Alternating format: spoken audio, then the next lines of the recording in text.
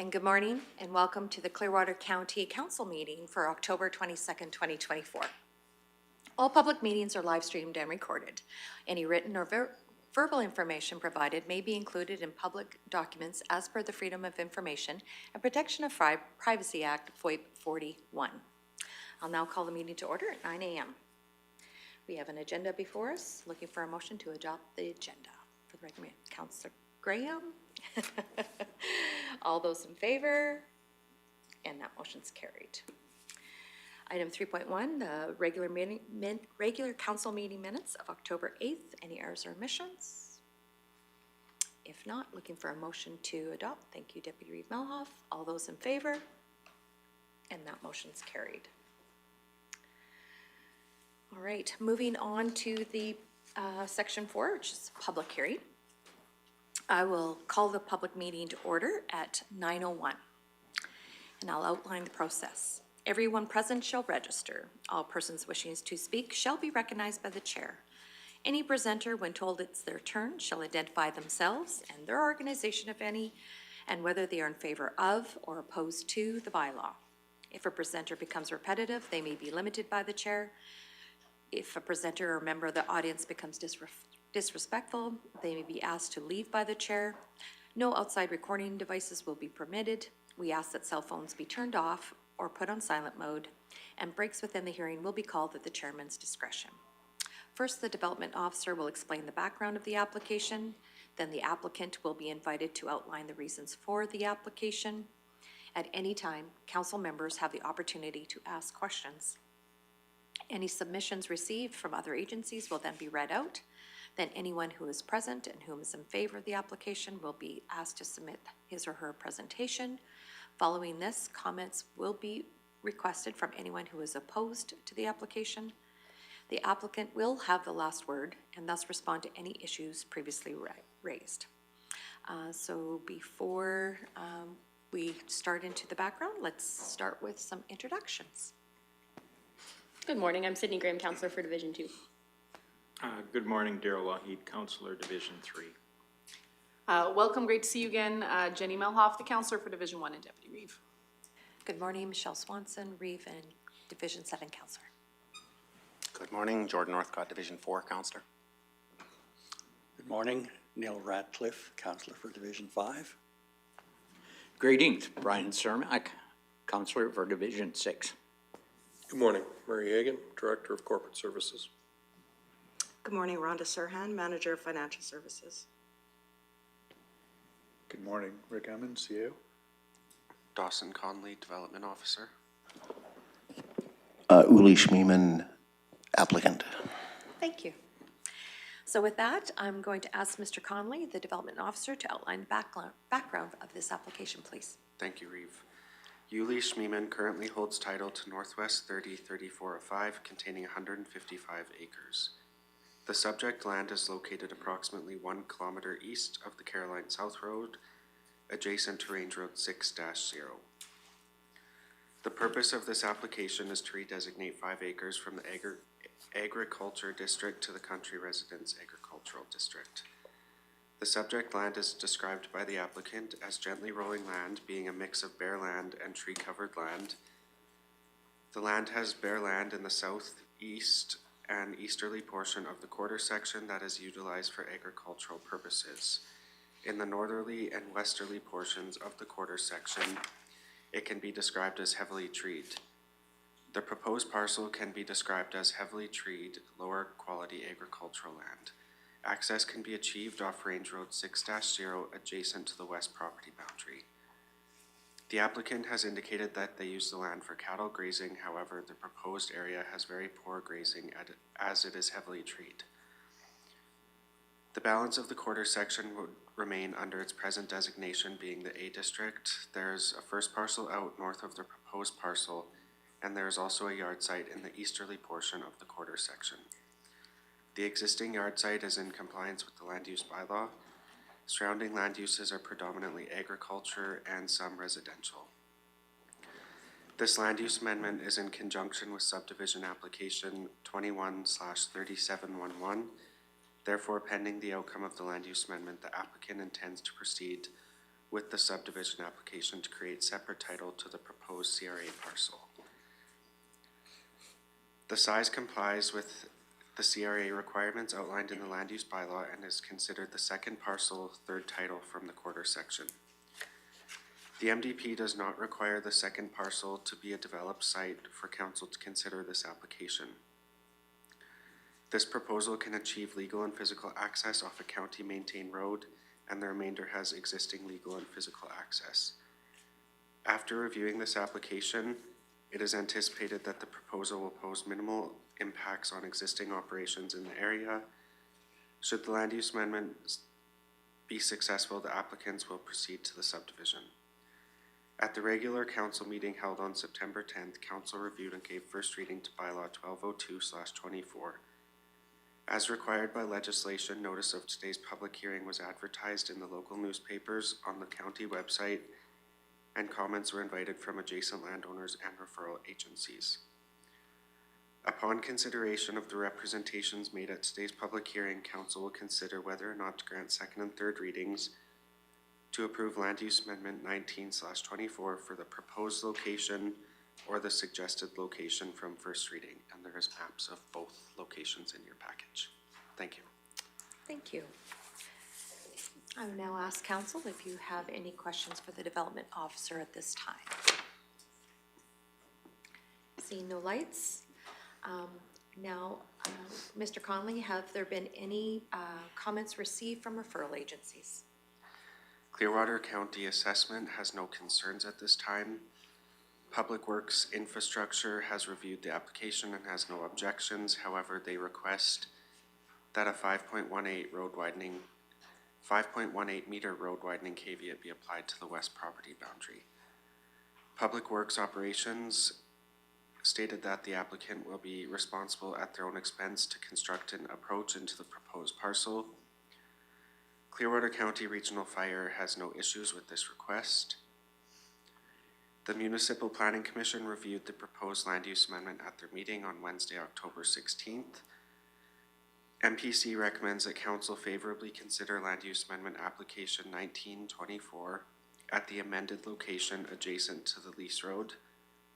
The reasoning for recommendation is that it is a better location adjacent to the lease road. The subdivision will be abutting an adjacent road and the first parcel out, and they would like to see similar land uses grouped.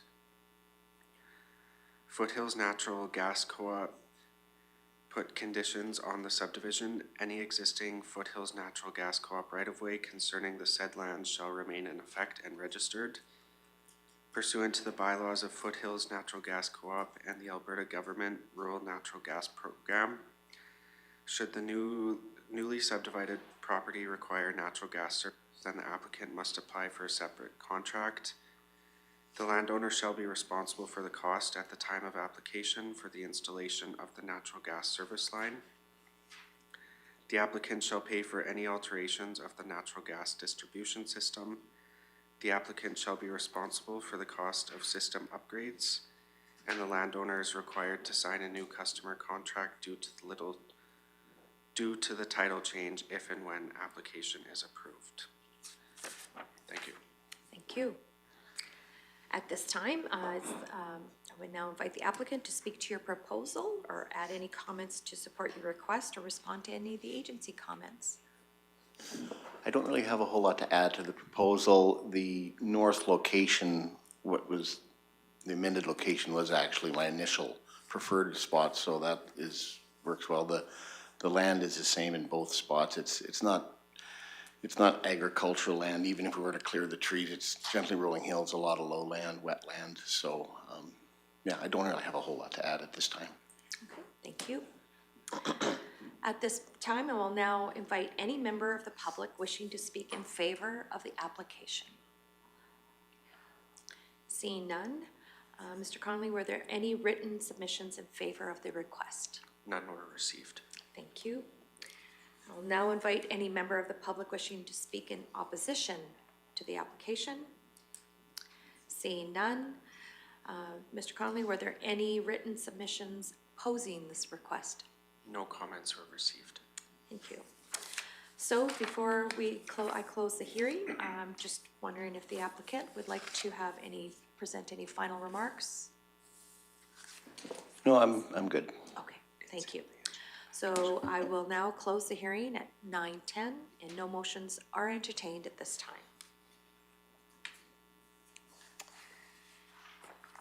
So now moving on to item 5.1 is the consideration of second and third readings of bylaw 1202/24 for the application 19/24 to amend the land use bylaw. So I'll turn that back over to Mr. Conley. Thank you, Reeve.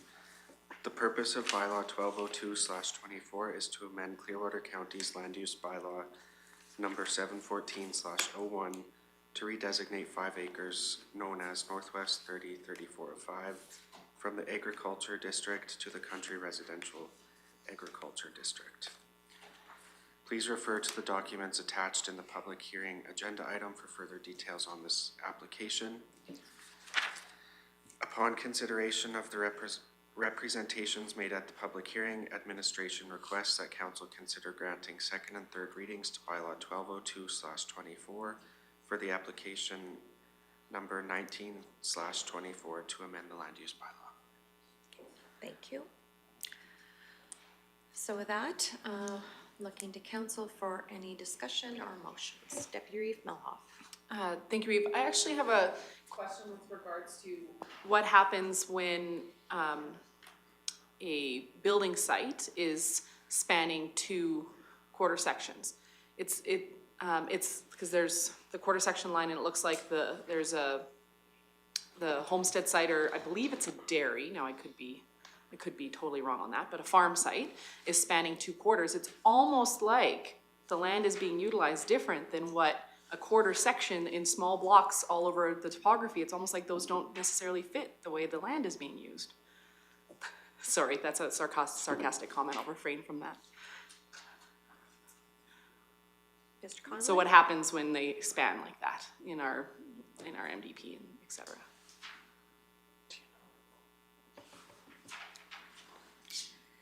Mr. C.O. Evans? Could I trouble you to expand on that, Deputy Reeve? I'm not sure I'm following. So when it looks like a half section, I don't see the whole other side of this, is being utilized for farming operation, which is fabulous. But the road then to get to the farm on the other quarter goes through this quarter. So our MDP and our LUB are based on quarter section pieces, not on necessarily how the land is actually being utilized. This land is being utilized and farmed across the topography that works for that land, as opposed to the little square blocks. So if this was to be subdivided again and trying to get that farm site, would that even be possible because it spans a half section rather than a quarter section? Okay. Farm site on the east of that has its own road coming off a range at 5.5. My family owns both quarters, so we just did that for a convenience thing. We did a connecting road because my brother lives on the quarter beside. But it has its own access road off of 5.5, so there'd be no matter what happens on this quarter, there's no hindrance to access to the farm site on on the quarter that's northeast of 30. Okay, so it would just be the variances for the property lines if it was ever to be separated. I don't even know what that means. All right. Ms. Gillum? Just jumping in here. Yeah.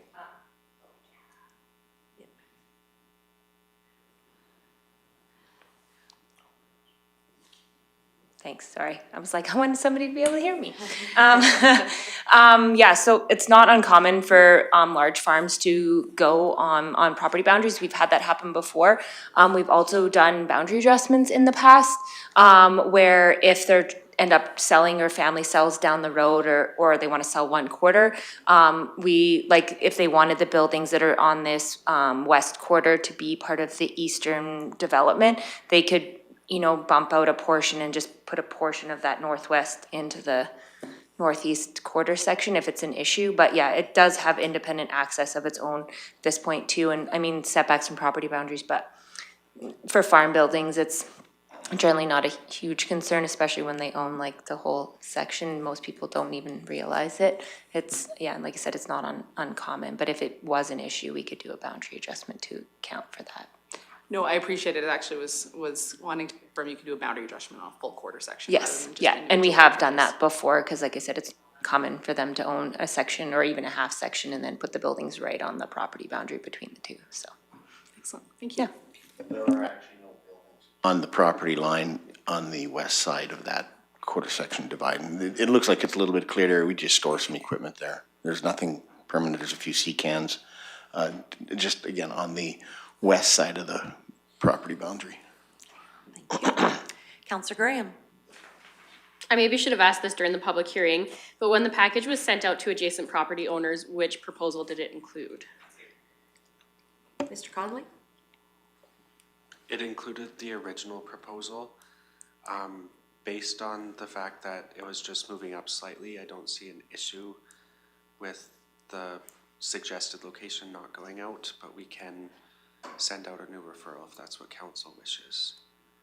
Okay, so for me, they're gonna have a neighbor right beside them, and they wouldn't even know about it, it would just happen. So I personally would like to see the referral sent out. If they have no problem with that, then great, but consistency with me, if they don't want someone right beside them, I usually don't support that. So for me, I would, to vote in favor of this, have to have a referral sent out. Again, I guess there's no motion on the floor currently, but if there was a motion made. Counselor Cermak? Yeah, I was wondering the same thing. Why is this one not against the other acreage? That's what's. It's Yeah. being proposed through our MDP, or MPC has suggested Yeah. that, so we can still make a motion to that effect. Okay. Yes, Mr. But in contact with the person who owns the acreage on the north side of that lease road, he's in favor of moving this acreage on the other side of the lease road. So I don't foresee that being an issue. Okay. All right, so are there any other questions for Mr. Conley? If not, looking for a motion for a second reading.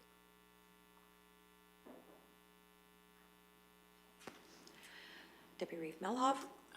Thank you, Reeve. With the comments from Councillor Graham and having a referral confirmed with them being right abutted to them, I do think that there is value in that.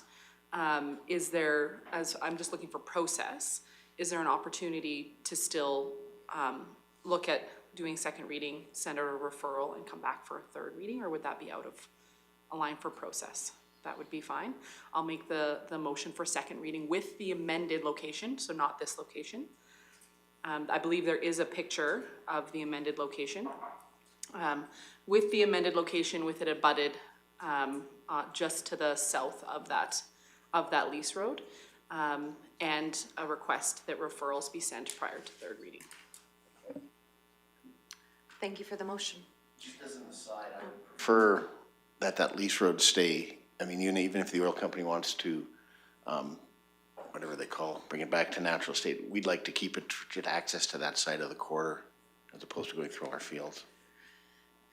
I would have to look to planning on that, is in that regard, as far as, is this, we don't have the new picture up, but I mean, it was in the last package. Did the new boundary include the lease road? Okay, did not include the lease road, so. And my motion does not say You're to saying to include the the lease road. It is just to the south of that lease road. Yeah. Perfect. All right, so motion on the floor to go to second reading with the amended location and a request to send out referral again with the amended location. I'll call the question, Councillor Northcott? I don't know, I guess I've said this over and over again, but just with the survey that was completed with the 2023 MDP, it wasn't favorable amongst the large majority of the residents of Clearwater County for the third title. So I won't be supporting it. Okay, thank you. All right, so I will call the question for second reading. All those in favor? Those opposed? And that motion's carried. And then as suggested by Deputy Reeve Melhoff, I believe we would table third reading. So looking for a motion to table third reading. Counselor Graham. Sorry. Okay, Counselor Graham made the motion to table third reading. All those in favor? And that motion's carried. Thank you for coming in today, and we'll see you at third reading. No. No, thank you for coming in, appreciate it, you bet. Thank you. You bet. So, moving along in our agenda, we're at 5.2, which is the Municipal Planning Commission Bylaw 1183/21. And I'll just let I believe it's Miss Gillum, she's just grabbing her stuff, so maybe we'll just take a quick 5-minute break.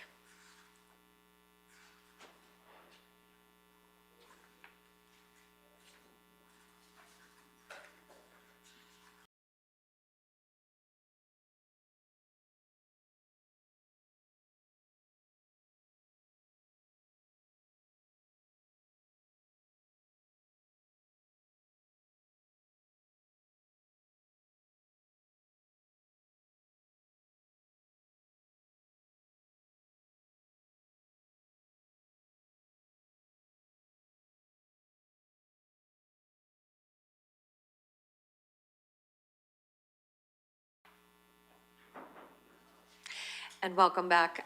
We're just going to do a little rearranging in the agenda this morning, and we're going to move along to item 7.1.1, which is the Parkland Regional Library budget approval. So Mr. Martinson's joining us today. I'll pass the floor to him. Thank you, Reeve, and good morning, Council. 'Tis the season for our Parkland Regional Library budget consideration, and as Council's likely aware from past presentations that the Parkland Regional Library system was created in 1959 to service the network of 48 public libraries in Central Alberta. And the library system serves 200,000 residents, including Clearwater County residents, as well as Village Caroline and Town Rocky Mountain House. This year, the attached proposal from Parkland Regional Library reflects for their 2025 budget request of member municipalities a 63-cent increase per municipal capita requisition. And so that would change their requisition from $9.18 to $9.81 from 2024 to 2025.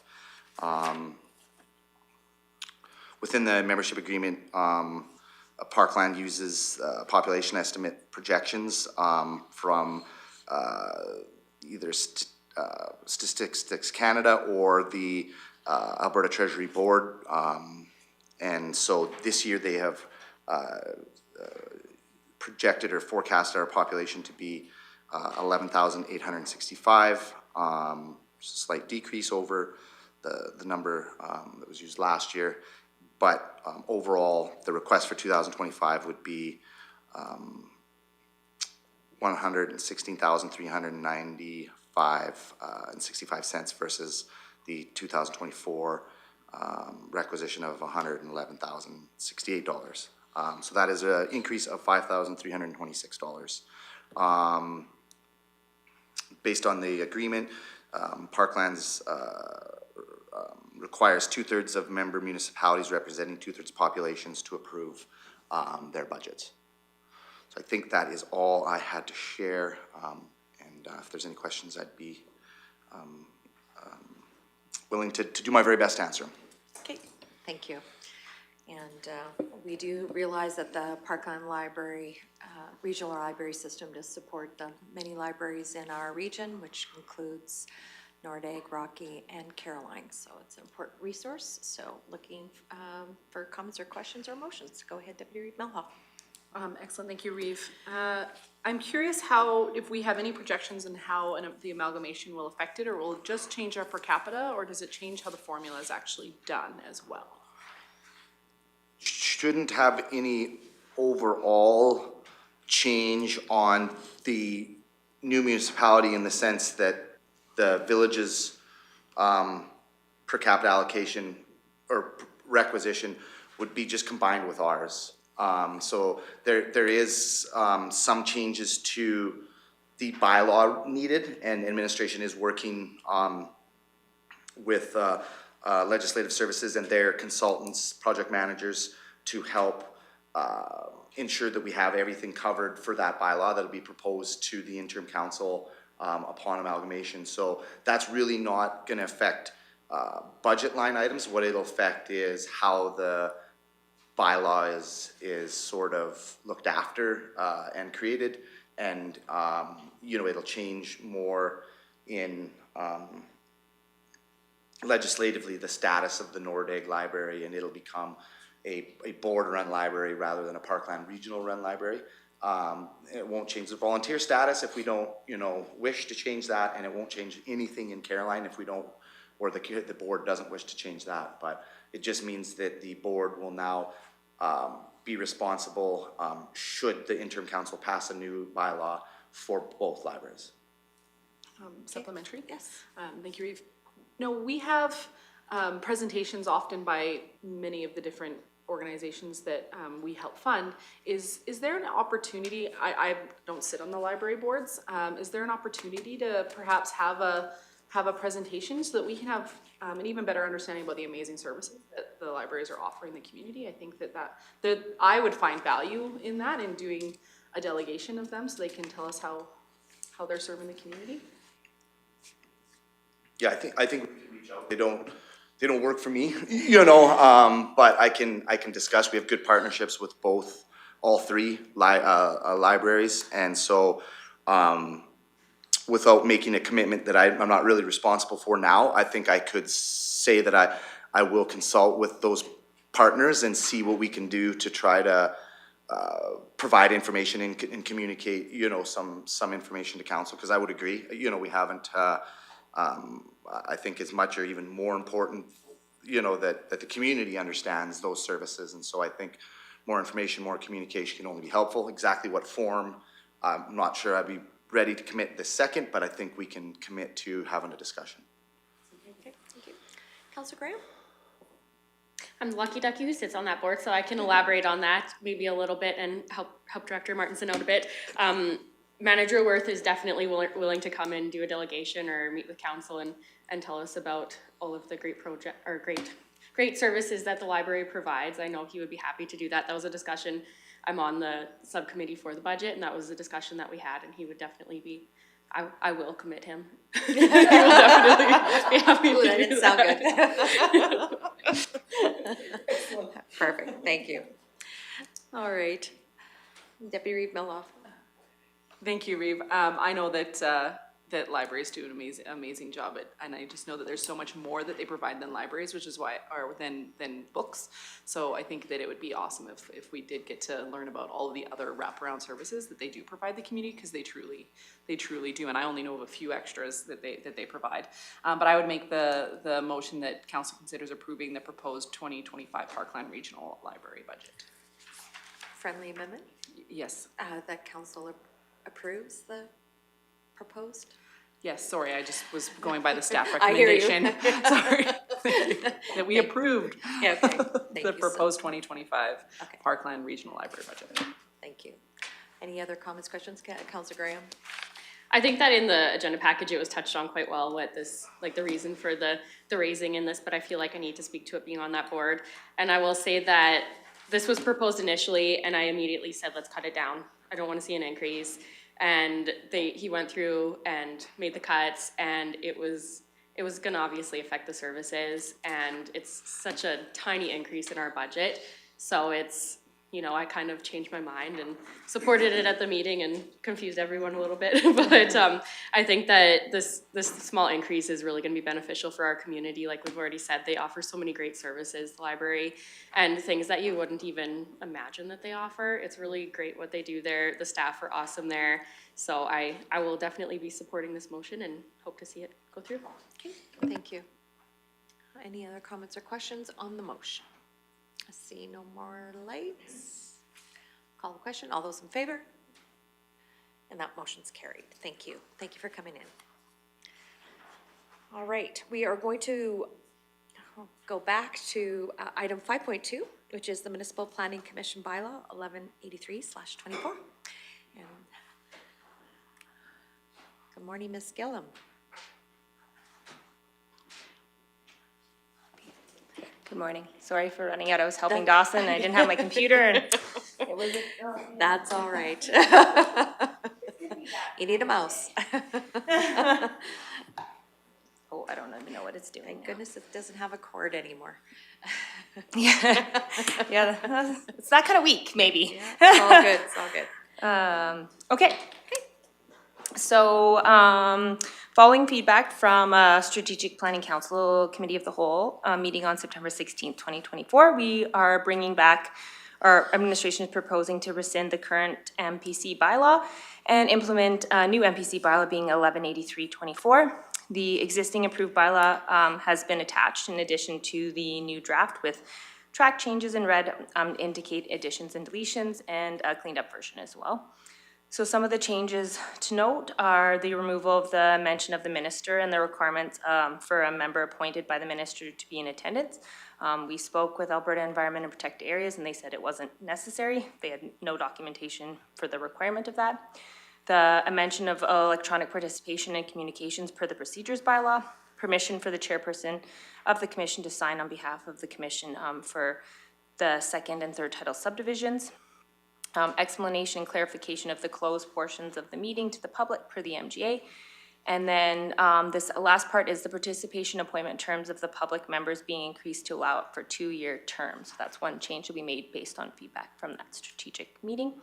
So yeah, basically I've included the old bylaw and the track changes one with those summary of changes. If you had any questions, I can answer. Very good, thank you for that. So I'll open the floor for any questions to Ms. Gillum. Councillor Ratcliffe, sorry. Thank you, Reeve. I appreciate the ongoing efforts that I see being done in planning to update these documents and modernize them to improve the level of service. So I will make the motion that council grants first reading to the new bylaw 1183/24 and rescinding MPC bylaw 997/14. Okay, thank you. Any comments and questions to the first reading? Go ahead, Councillor Northcott. Just a question for the authorizing signature. Yeah. For the additional titles, has that always been with Nope. the chair of the? Oh, yes. Well, we have, in practice, we have had the chair sign off on first parcel out subdivisions, given that if they met all policy within the MDP. So we were just cleaning up to clean that up and have it actually written in the MPC document and to allow for the second Title 1 as well if council approves the land use amendment proposed, that the second title could be signed off by the chair as well, given that MPC has already reviewed it with the recommendation to council. So in history, which organization would, which commission or who would authorize the signature for the second or third parcels in the past? MPC is the subdivision authority, and so the chairperson was just signing off on those first parcel out subdivisions as the chairperson for the MPC. Okay, so this would just be sort of formalizing that then? Yeah, okay. Correct. Okay. Any other questions or comments on the first reading? Seeing no lights, all those in favor? That motion's carried. Motion for second, Deputy Reeve Melhoff. Thank you, Reeve. I'll make the motion for second reading. Some of the changes that I really value is looking at increasing the terms for up to 2 years. I think that there's a large learning curve with, you have to learn the very thick municipal development plan, the very thick land use bylaw, and I think that there's value in doing that, in increasing that. And I also really like that we're opening up these meetings to the public. I recognize that there is some closed portions that are subject to FOIP, et cetera, but I do like that we're changing it to open up these meetings to the public. So I think that there's a lot of value in that, and as I said, I'll make the motion for second reading. Thank you. Any comments, questions on second reading? See no lights, I'll call the question. All those in favor? And that motion's carried. Consideration for third reading. Councillor Laut. Motion to consider third reading. Thank you, Councillor Lougheed. No other lights. I'll call the question. All those in favor? That motion's carried. Now motion for third reading. Councillor Graham. Any other further comments or questions? I concur with Deputy Reeve Melhoff. I like the fact that there's now 2-year terms for members at large sitting on this. It's I've been on it in the past, and I agree. It is a big learning curve if you've never done it before. So I think that is a very positive outcome. So I'll call the question then for third reading. All those in favor? And that is carried. Thank you. Thank you. Thank you for bringing this forward. We have a 10 o'clock delegation, so we will wait till then, but we can move on into the report section, which will bring us to item 8.1, which is the CAO report. I'll pass it on to Mr. Emmons, please. Thank you, Reeve Swanson. Good morning, Council. The October 22nd, 2024 CAO report. Board and committee vacancies. The application intake period for vacant public member positions on boards and committees has closed, and our organizational meeting is today. We received enough applications to fill all required vacancies. Resolutions for the RMA 2024 Fall Convention. The resolutions that will be presented during the resolution session at the RMA 2024 Fall Convention are now available. Each councillor has the opportunity to vote on each resolution, and the list is attached in the following page. Save the date for 2025 events. Some key dates for next year's Alberta Municipalities events are as follows. March 5th, 2025, President's Summit on Civility is hosted at the Westin Hotel in Edmonton, held in conjunction with the Spring Municipal Leaders Caucus. March 6th and 7th of 2025, Spring Municipal Leaders Caucus, same location, Westin Hotel in Edmonton. The details for the events will come in the new year. Okay. Any comments, questions on the CAO report? If not, looking for a motion to accept the CAO report. Councillor Cermak. Thank you for the motion. All those in favor? And that motion's carried. Moving on to the financial report. Look across to Ms. Serhan or Mr. Hagan.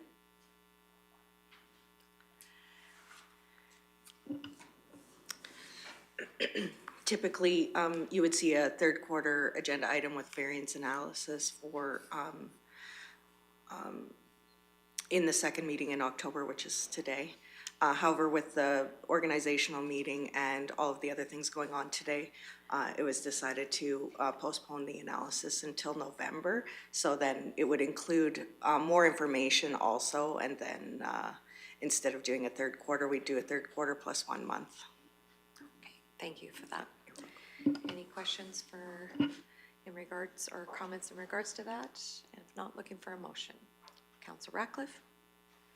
I have some questions about this, but I understand that the whole thing will come back in November, probably with most of those answers. Yes, I assume, but if you wanted additional information about the report, please feel free to email and I will respond to all of council. Okay, thank you. Thank you. So In that case, if I may, Yeah. I would make the motion to accept the third quarter financial report for information. Thank you for the motion. I have no other comments or questions. I'll call the question. All those in favor? And that motion's carried. Moving on to the capital project status report for October 2024. I see our public works have been very busy. I'm probably looking forward to a break. Because it's been one of those years. So we've kept. Maybe wishing for snow, but I don't think they are. Yeah. Well, And looking at the photo in the Leslieville there with the mailboxes on the side of the playground equipment, it looks like it will be a very social happening place there, so. Go ahead, Councillor Graham.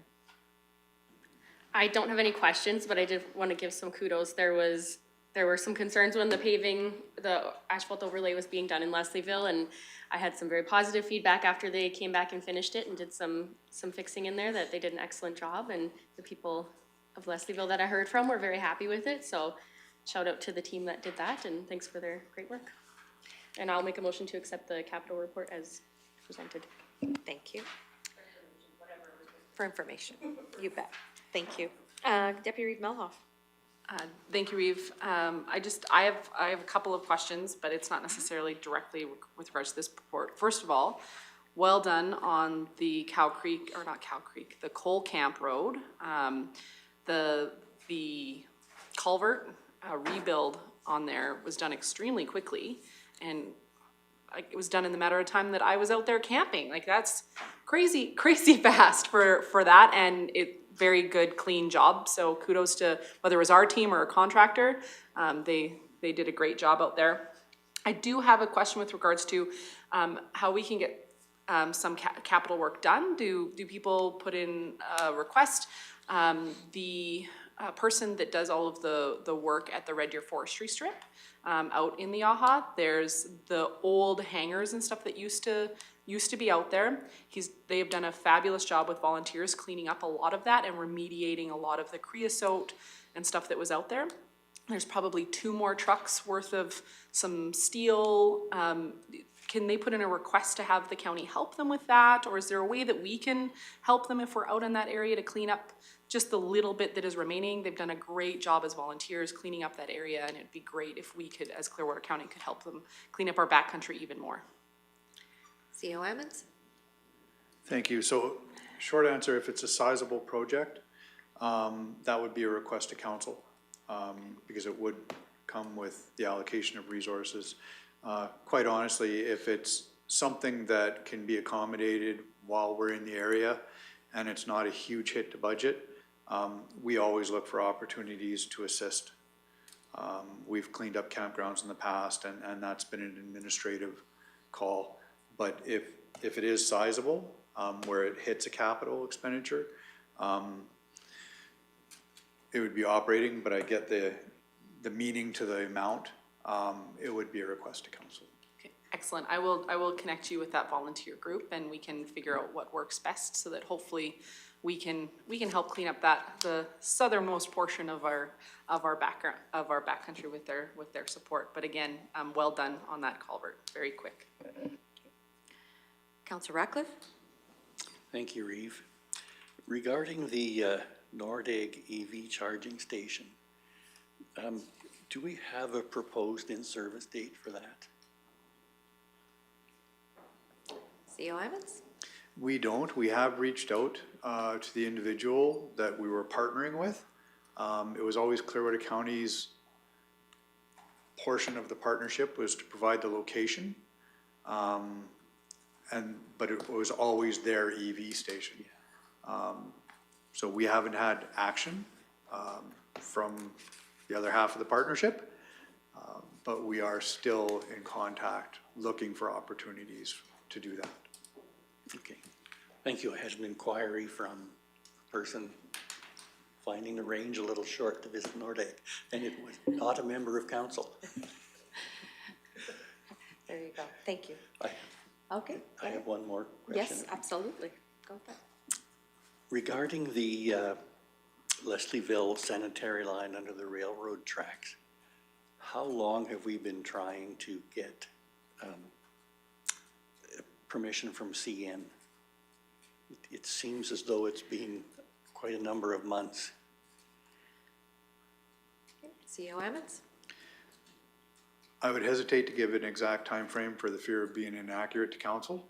I understand it's a process, and it does take significant time. Years. All right, thank you. Councillor Cermak? I was just wondering what the Nordegg, ISL is redoing the trestle 1 and 3. And what else are they doing out there? CO Emmons? Thank you. So that's that refurbishment that came to council for the safety, predominantly pedestrian. 1 and 3 are within the town boundaries, hamlet boundaries. Okay, You know, the historic trestle down from the mine site, yes. just up from Sherry, that's one of them. So it is, as discussed during last year's budget, is the refurbishment and redecking to accommodate those walking paths. So is the number 1 trestle the one that we go under to get to the Gullier? Okay. Yeah, I was just trying to get that all set in my head. Thank you. You're welcome, Councillor Cermak. As memory serves me, that's exactly the one, and is posted at 4.6 vertical clearance. Right, motion on the floor to accept the capital project status report for information is on the floor. The motion from Councillor Graham, so I will call the question if there's no more lights. All those in favor? That motion's carried. Thank you. Moving on to 8.4 is the Clearwater Regional Fire Rescue Services report for September of 2024. See, they've been very busy. There's no comments or questions. I'm looking for a motion to. Thank you, Councillor Lougheed. Motions to receive for information. I'll call the question. All those in favor? And that motion's carried. We also have 8.5, which is the Rocky Mountain House Airport report for September 2024. There's no comments or questions. Looking for a motion to receive for information. Councillor Ratcliffe. Thank you. Call the question. All those in favor? And that motion's carried. Moving on to 8.6, which is the councillor verbal reports.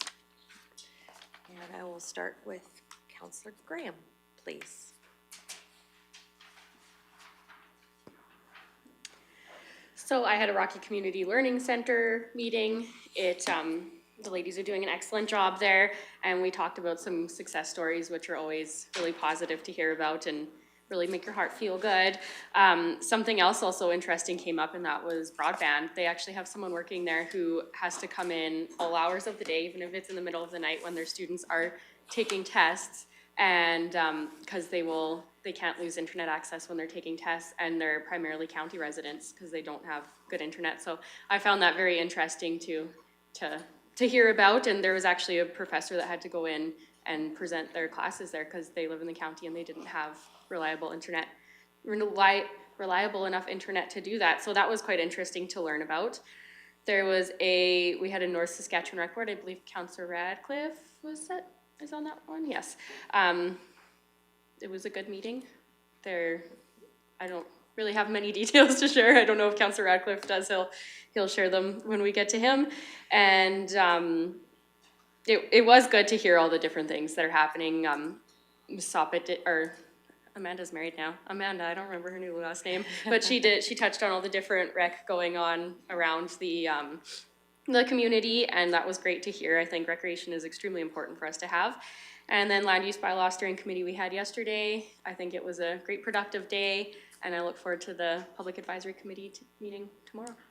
That's all that I have for my report. Thank you. See no questions. I'll move on to Councillor Lougheed, please. Thank you, Reeve Swanson. I think the highlight for me over the last couple of weeks was being able to go to David Thompson High School for their awards night. And I had the honor of being able to award the Clearwater County Post-Secondary Scholarship. And that essentially recognizes individuals who go beyond the ordinary and embrace the values of citizenship and who contribute selflessly to the well-being of those around them. This year's recipient was Carly Lipka. And Carly really has consistently displayed a level of leadership, service, and dedication that reflects the heart of this award. And I think my takeaway from that was the incredible potential in that room that evening. It's great to see the next generations of kids moving forward with quality education in our area. Just nice to celebrate that success. And that's it for me for today. Thank you so much. I totally concur with you as far as our high school graduations, scholarship recipients. All right, moving on then to Deputy Reeve Malhoff. Thank you, Reeve. I had the privilege of getting to go to the Bighorn Standing Committee. What a large group of individuals trying to row the boat in the same direction, that is for sure. A group of outfitters, off-highway vehicle enthusiasts, equine enthusiasts, and they're all just trying to do the best thing that they can do for the West Country. And it was interesting. Do you guys remember at RMA, a couple years ago, there was a motion on the floor to try to finish the regional plans. So like the North Saskatchewan Regional Plan, the Red Deer Regional Plan, et cetera. This group would very much like to see those plans completed.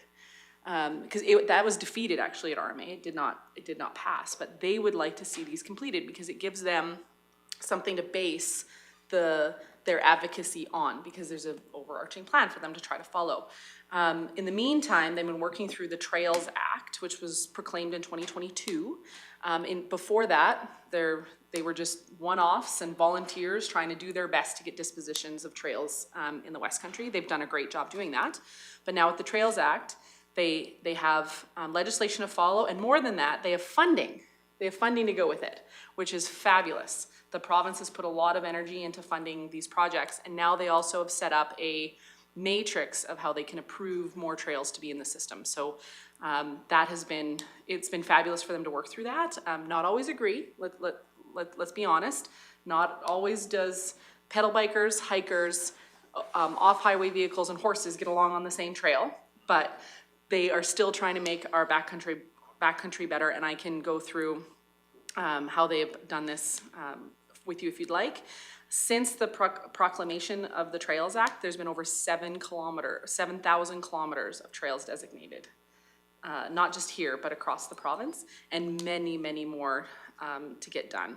And it's great to see the province putting funding into something that Clearwater County has valued for a very long time, and hopefully we can continue to see that value being put into that. I had the ability to do the awards for West Central, and Vanessa Barrett was our recipient at West Central High School. You explained the award extremely well, so I won't even try. I will just concur with what Councillor Laut had said regarding that.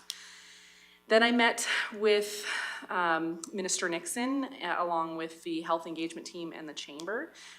We actually got an hour and a half with him to go over some of the issues with regards to healthcare in this community and how we can work together towards a brighter future.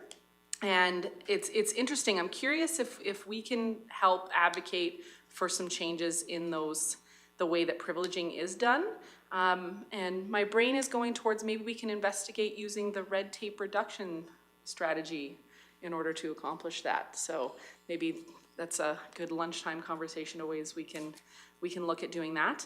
I also presented at the Rural Health Board, the RPAP board, and I got over an hour with them as well over issues that we're having in this community and how we can start rowing the boat together towards advocacy. And I'm hoping that we can work together towards getting some of the funding that they have recommended regarding studying how mobile integrated health can be extended further and utilized to its fullest within rural communities, particularly ours, because that's obviously the one that I'm cheering for, and I'm hoping to get more information on that right away, and we can, as Clearwater County, hopefully get that funding and get studying on how we can bring them in, and even better, rather than studying it, let's just get them here and get them used. So that's the rest. Everything else I did along with the rest of the team. So if you have any questions, I'd happily dig in or give me a call. We can go over the very busy couple weeks I've had, and I was a week in the Yaha Tinda, with the family as well. And what a beautiful southwest portion of our county that sometimes can be forgotten. It's truly stunning, and hopefully you guys all have an opportunity to go out there too. Thank you. Thank you.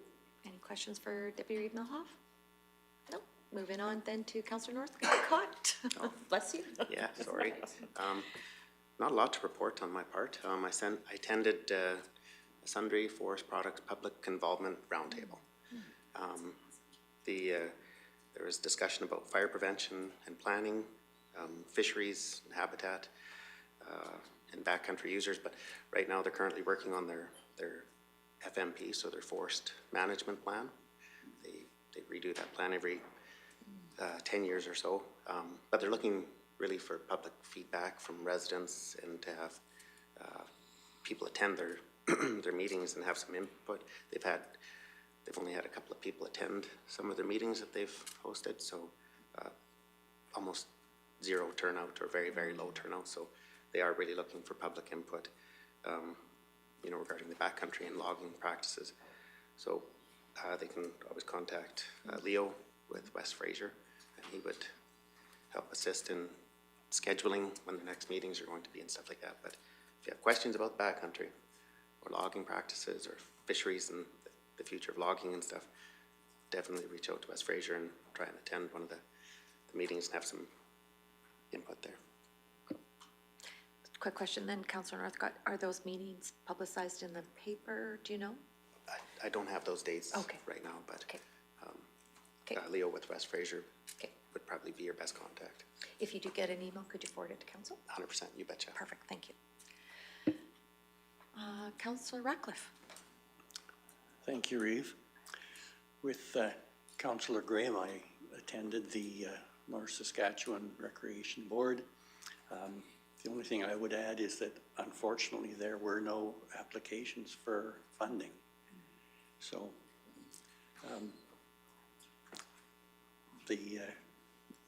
yeah, I think there's some work to be done there, and of course the leadership is working on that. Also, with Councillor Lougheed and the Deputy Reeve attended the day of MPC. There was a fairly full slate of applications around land that we dealt with. And of course, with the rest of council, we had the land use bylaw presentation yesterday. That is the sum of my activities. Thank you. Councillor Lougheed. Question of Councillor Ratcliffe, on the North Saskatchewan recreation area, which communities does that encompass? So I'm just trying to understand, you know, is there an activity level there, is an awareness that there isn't applications for the support that board would offer? Administration has been doing a fair amount of advertising and promotion. There are the four recreation boards in the county, the David Thompson, Raven, the North Saskatchewan, and Nordegg that cover the area. Thank you. Councillor Grant.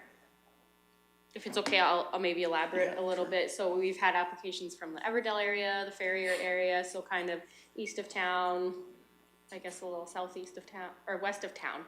Goodness gracious, west of town, southwest of town, kind of that area. And that would be applications in the past, just not this year. Correct. Okay. Yeah.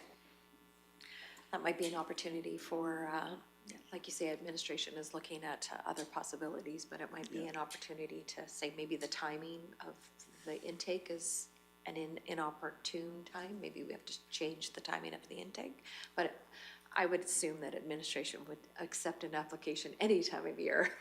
Doesn't have to necessarily follow that deadline. Yes, that was discussed. Okay, good. Thank you. All right, thank you for your report. Going on then to Councillor Cermak, please. Yes, carrying on with what Councillor Ratcliffe had said, I am on the Raven Rec Board. We are seeing exactly the same thing. We had one application. We had quite a discussion at our meeting that we feel and this is the rec board, that we are allotted $30,000 to give out. We spend about $5 on advertising to get people to put in applications. They don't seem to be putting it in, and kind of the survey and input that we got from people, that we give out about 10,000 at a certain, that's kind of the cap of what we do. And they say, what can you do for $10,000 this day and age? So at the Raven, we are looking quite seriously, should we be increasing that? Maybe from 30 to 50 for each of our 4 areas. Because we just are not getting the applications in. And we certainly are spending the money at advertising. I think that they said that they were putting it out in about 4 different forms, and even in our little booklet that the county gives out, it's in there, it's on Facebook. I'm not on all of this stuff, but they said Twitter and everything else. I was amazed that we wouldn't get more calls about that. But maybe as a council, we need to sit and think about what we can do to generate some more enthusiasm for our rec areas. This is just some of the stuff that we were kicking around at our rec board meeting. Just something for thought. And I did attend the Caroline School Awards. It was a citizenship award that's given by the Clearwater County. Ayla Bird was the award winner. It's like Councillor Laut said, the amazing people that are coming up through our system. Like, there is probably 20 to 25 people that were on the honor roll in Caroline. Like, and the physical part of it, like in the school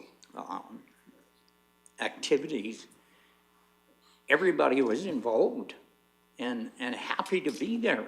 Like, I was really impressed with what we've got coming up as young kids to take over when us old folks are done doing what we're doing. We have some pretty amazing people coming up in such a small school. Boy, I take my hat off to these kids and to the teachers. Boy, those teachers have give 100% of their time at school and after school to look after these kids. I am just amazed at what that little school can do, and the rest of the schools in our county. And then the other one I was on was our senior housing. And right now, we're in a little bit of a turmoil at the senior housing. We are trying to look at a regional look at what we can do to help seniors, whether it's to stay at home or go to an institution or go to a senior's home or whatever. And we are looking right now seriously at a regional approach, like Caroline, Lesville, Condor, everybody, the whole region, not just Rocky. Like the Rocky senior housing that we have right now, we're looking at it as a whole region. And I think there's some really good points to that, but we need somebody that's going to spearhead this. It's kind of like Reeve Swanson had started. We need an umbrella, and all the other organizations underneath one main umbrella, and they get all the money, they hand it out, and there's not so much duplication of directors. we could maybe help that way. I don't, I've tossed out a lot of ideas here, and that's all it is right at the moment, right now with senior housing.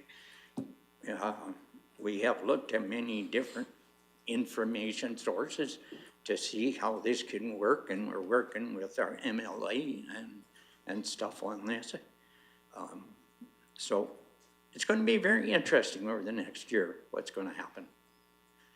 And I think I will depart from talking anymore. Thank you for your report. All right, so I will just quickly give you a quick highlight of what I've been up to the last couple weeks. October 9th, I attended the ASHA Central Region meeting in Red Deer. That is the all the HMBs, housing management boards, all get together and we get an annual meeting. So double the attendance this year, which was fantastic. So on the 10th, I attended the St. Dom High School Awards presentation. I did the presentation too to a scholarship to Levi Gerdung. Actually, he was not in attendance, so I presented to his sister. So anyways, again, as Councillor Lougheed has mentioned, a fantastic potential for this group coming up. On October 10th, I participated in a Tackling Toxicity, Cultivating Civility webinar. It was 3 hours long. There's 2,000 people on it. It was a global webinar. I have some information that I can pass on to council afterwards. That was very, very interesting. October 10th, attended the Cape Greatest Pitch in Olds. It's in regards to becoming, our region becoming business investment ready. It is in preparation to for next year in September. Cape is going to be hosting what's called site selection, and it's bringing in investors to showcase different opportunities in our region. Our ED, Lou, I'm gonna not get her name down. Anyways, she was in attendance with me from our she was in attendance with me for that day, so we were bouncing back and forth, lots of ideas.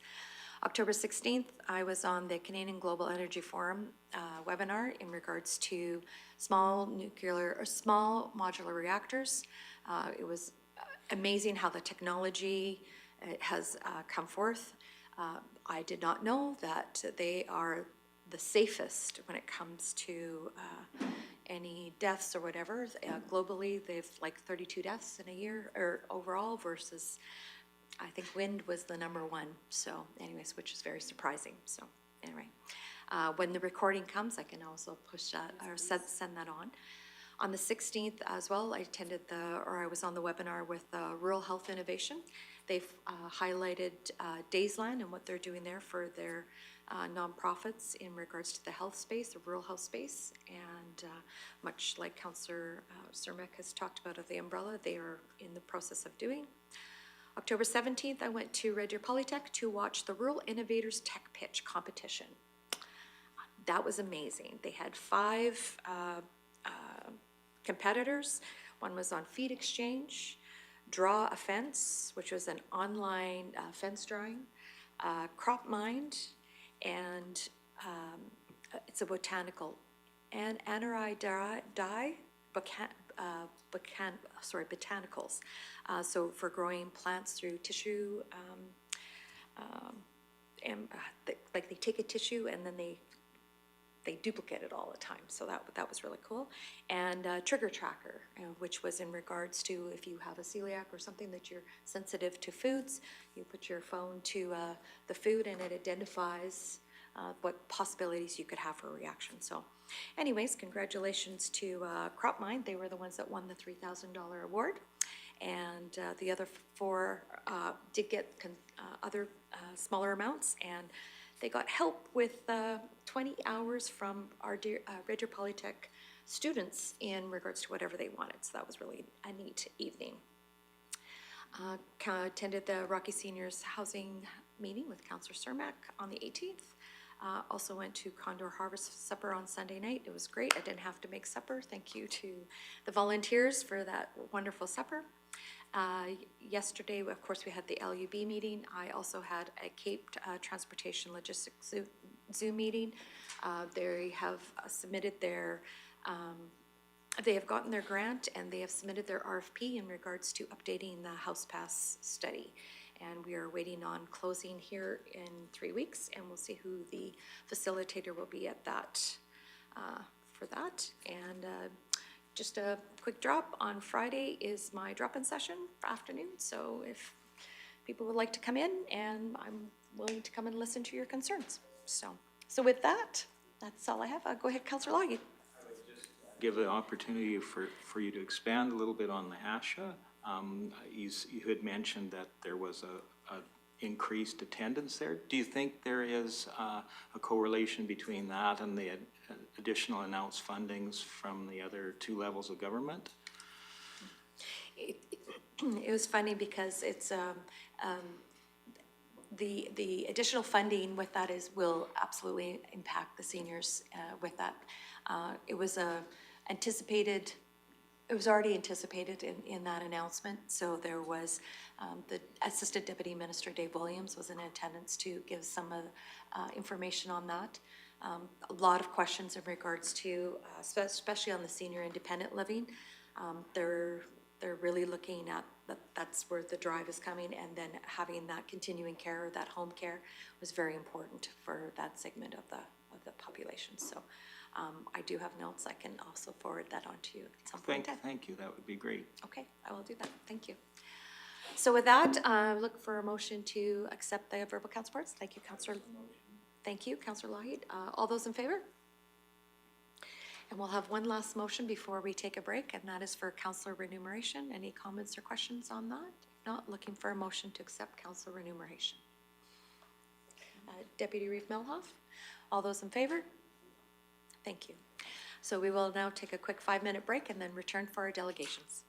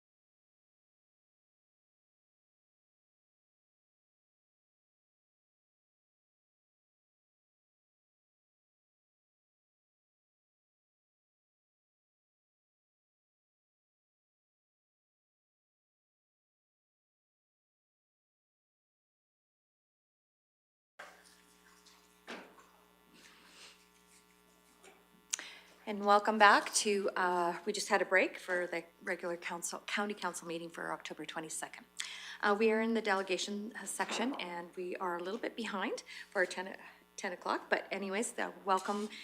This is the Caroline Community Trails presentation, and I will turn the, actually, let's do a quick round of introductions. So with that, so I'll start with my right. Thank you for your patience. I'm Sydney Graham, Councillor for Division 2. Good morning, Darrell Lougheed, Councillor Division 3. Welcome, Jenny Malhoff, the counselor for Division 1 and Deputy Reeve. Good morning, Michelle Swanson, Division 7 Councillor in Reeve. Good morning, Jordan Northcott, Division 4 Councillor. Welcome, Neil Ratcliffe, Councillor for Division 5. Good morning, Brian Cermak, Councillor for Division 6. Good morning, Murray Hagan, Director of Corporate Services. Good morning, ladies. Rhonda Sirhan, Manager of Financial Services. Nice to see you here. Good morning, Rick Emmons, CAO. My turn? Yes. My name is Monique Dean, and I'm kind of spearheading the Trails project. And my name is Kellyanne Rood, and I'm here to support Monique. I'm a fairly new member of the community of Caroline, and my husband and I do a lot of recreation activities and stuff, and I feel there's quite a need for it in Caroline, so I'm here to support Monique on this. Perfect, thank you. Yay. So with that, I am going to turn the floor over to Ms. Dean, and you can start your presentation. You bet. So, there's one more teammate on our project, Kelly's daughter, Janelle. Janelle and I kind of had a dream to make walking trails in and around the community. We originally found on the Village of Caroline's website the intermunicipal development plan, and there is some really awesome trail plans on there. We tried to get part of it done, and now we've moved on to the part that we're gonna focus on today. So the goal is approximately 4.3 kilometers of hopefully paved trail. We have plans to make a dog park, and there is various treed areas along the trail. It's gonna end up kind of being a ring road, so there's part of it is gonna be constructed, and part of it is gonna follow village sidewalks to connect to the trails. So, the blue line on this map is where the trail is going to go. Obviously, the parts through the village, you can go on any sidewalk, it doesn't matter. So on the south portion is the Southeast Rec Grounds below the arena and the Ag Society, and it's gonna perimeter that area. And then in the northeast corner, it's gonna go north of the trailer park, hopefully down along the industrial area and then back into town.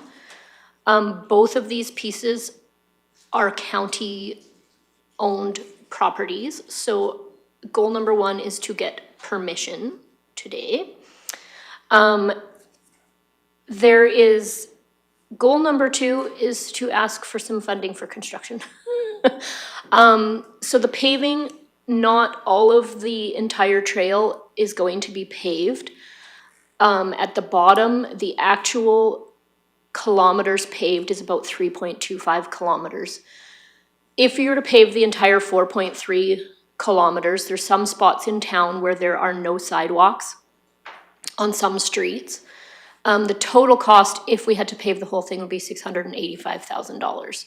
So I have a quote from Border Paving here that I can leave with you guys. All of the details are in there, but again, the actual paved portion that we want to construct is 3.25 kilometers, which is only $518,375. The next step, I guess, which would be before paving, is clearing the trails, the brush clearing. We got quotes from Andy Jones Skid Steer Service for a ballpark amount. He figured it would take approximately 80 hours at $160 an hour. So the totals are on there. All of our estimates we only got one quote on all of them because we don't know what we're doing.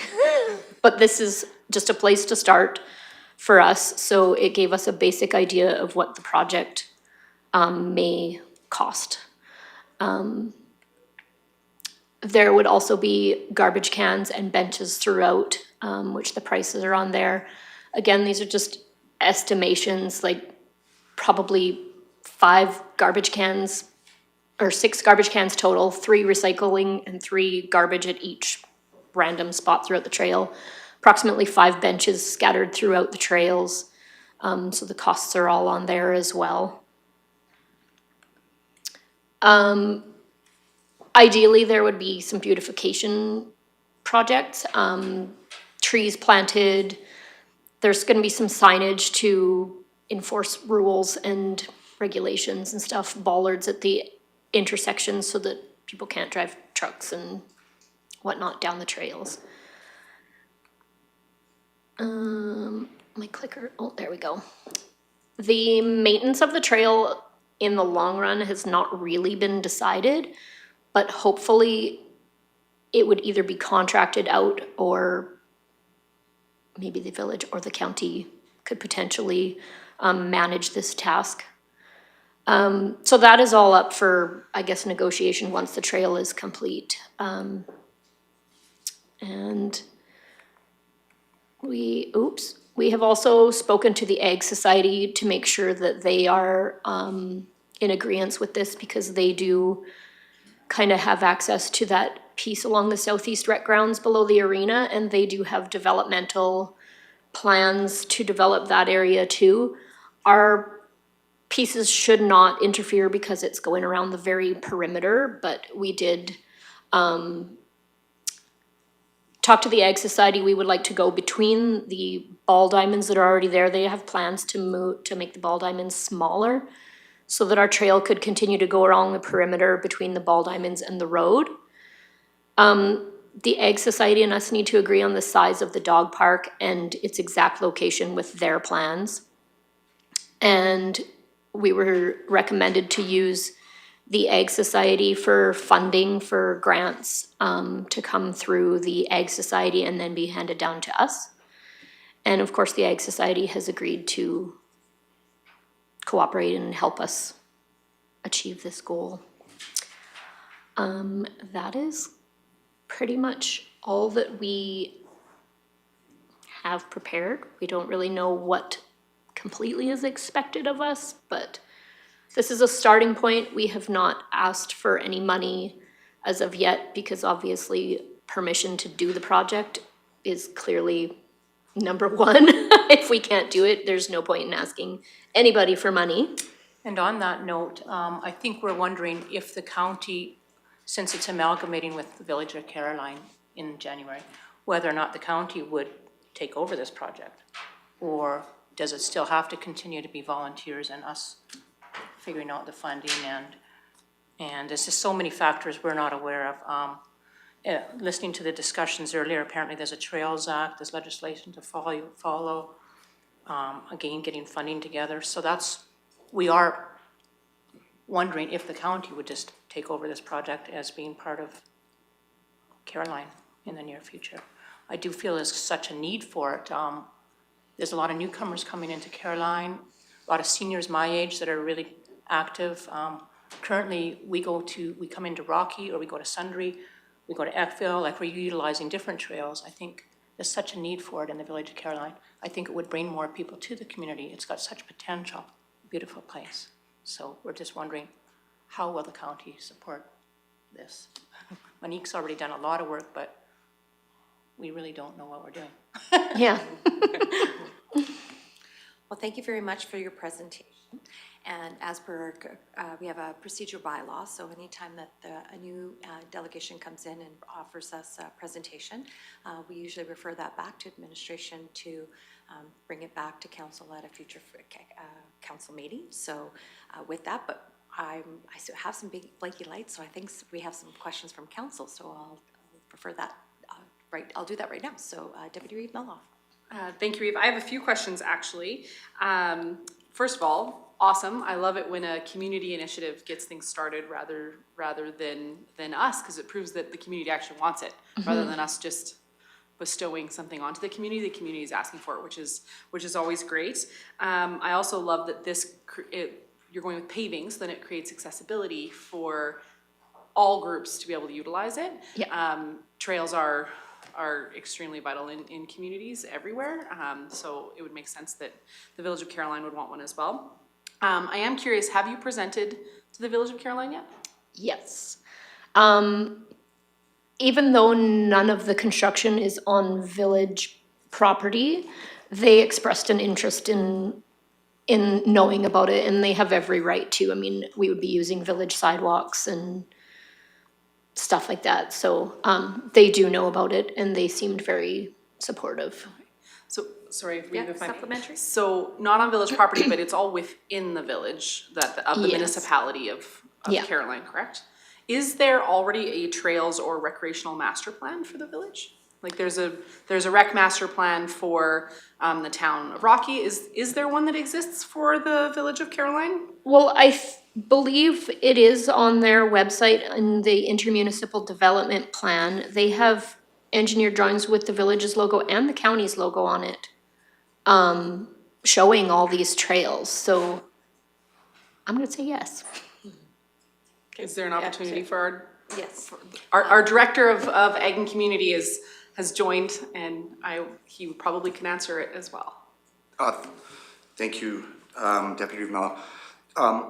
Monique is correct that the trails that you guys have sort of presented to council today is a component of the development plans of the village, but we do not have a trails master plan as far as the county goes, and I have not ever seen a trails master plan as far as the village has. So it's an interesting concept. That is a document and a tool that a lot of successful municipalities have used to build out their trail networks. We have a lot of opportunity and asks for trails within the county, and trails are such a part of our fabric here. We're an outdoorsy, we're a get out and give her 4 seasons a year sort of community. And so a trails master plan is a good tool to try to identify, opportunities like these folks have, and also use that to gauge that public support, like you've mentioned, which is so vital. We don't want to do things to people, we want to do it for people. So, but we do not have that tool, and it's an interesting tool. Okay. I have another one if there's no other lights. Sorry, thank you. This is probably processed more for CAO Emmons. I'll just wait until because it's probably a question for him more than anybody else. If it's identified in the IDP, that's a statutory document, correct? And therefore, if it's already identified in that document, it makes the planning of that significantly easier because it's already in a statutory document. It becomes just an implementation and community-led driver, correct? That is correct. Although the IDP is a high-level, long-term planning document, and that's what I was just discussing with Director Martinson, is that document, that trail was identified because it went through public consultation, because the IDP went through public consultation, and the community of Caroline actually came out quite heavily with trails as a priority, which is why when Clearwater County partnered with the Village of Caroline in creating the IDP, PCPS was the consultant, and trails were identified in that. So there isn't a trail master plan, but that was the first step in identifying it in the IDP through public consultation. Excellent, thank you, because if it's already in some type of a plan, there already is a great start, so that's fabulous to hear. Have you considered, I know that the town of Rocky Mountain House has many memorial type things along their trail that also helps them cover maintenance and that kind of stuff in the long term. Have you considered adding stuff like that? I get a lot of requests from the community on if we have anything like that type of thing. Have you considered adding stuff like that to your plan? Yeah, we have I've spoke to TransCanada. They have funding for a lot of stuff on trails. There's always fundraising, making memorial benches, etc., to create a fund to maintain the trail in the long run. So it definitely has crossed our mind, but we're trying to build it first. Excellent. Again, thank you very much for answering all of my questions, and I'm sure you'll be working with our Ag and Community Services Department on this. As the Reeve has mentioned with our procedures bylaw, they will work with you and then bring it back to us.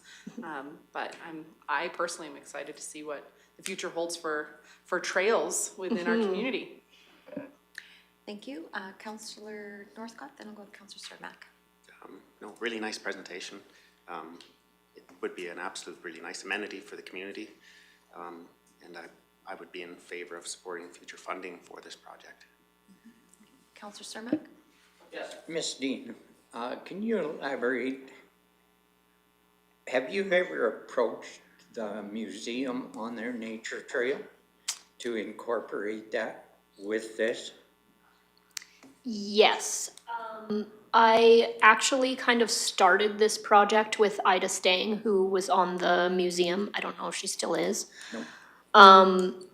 But I know that there is trails behind the museum. So when we first came and we actually got our county map from Rowena Graham at the county, and we talked to Matt, and Janelle and I spoke to the fact that this kind of would be phase 1 of the project. And if we could get the pieces on the county land to go first, then we would try and elaborate, connect the trails behind the museum into town, because there used to be a trail from the RV park into Caroline. Yep. And it's literally now a goat path, so it does need improvement as well. Yeah, it was just suggested that maybe this be a phase 1 and then go from there. Yeah, because there is pavement from, let's say, the Nampa down to almost to the museum that is paved, There right? was pavement, but it's now, Oh, it's all not. broke up or not? yeah, and Yes, the trail's only about 12 or 18 inches wide. Oh, It's very dangerous. I've bicycled on it several times and it's very dangerous. It's not very good shape at all. so it needs to be upgraded. It needs redone. There's definitely a need for it too, because I know that the hub, the daycare, every Friday takes a herd of children to the farmer's market, and they take all these kids down the ditch. Mm-hmm. Yeah. All right. That's all you have for questions? Yeah, Okay, thank you. Thank you. Just one last comment before I let you go.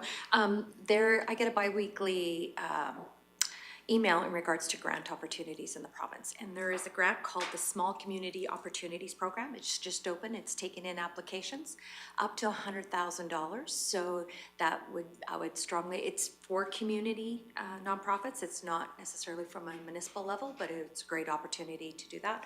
I know last year we're always oversubscribed, but it is an opportunity for maybe to get a little bit for planning or whatever that might look like. So I would encourage you to look at that grant Yes, application. thank you. Anyways, so with that, if there's no other lights there, then I'll go to Deputy Reeve Meloff.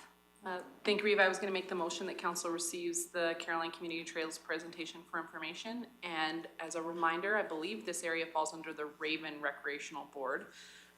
And I believe that Councillor Cermak said it's undersubscribed to the funding that is available within the Raven Rec Board, well, all of our rec boards actually.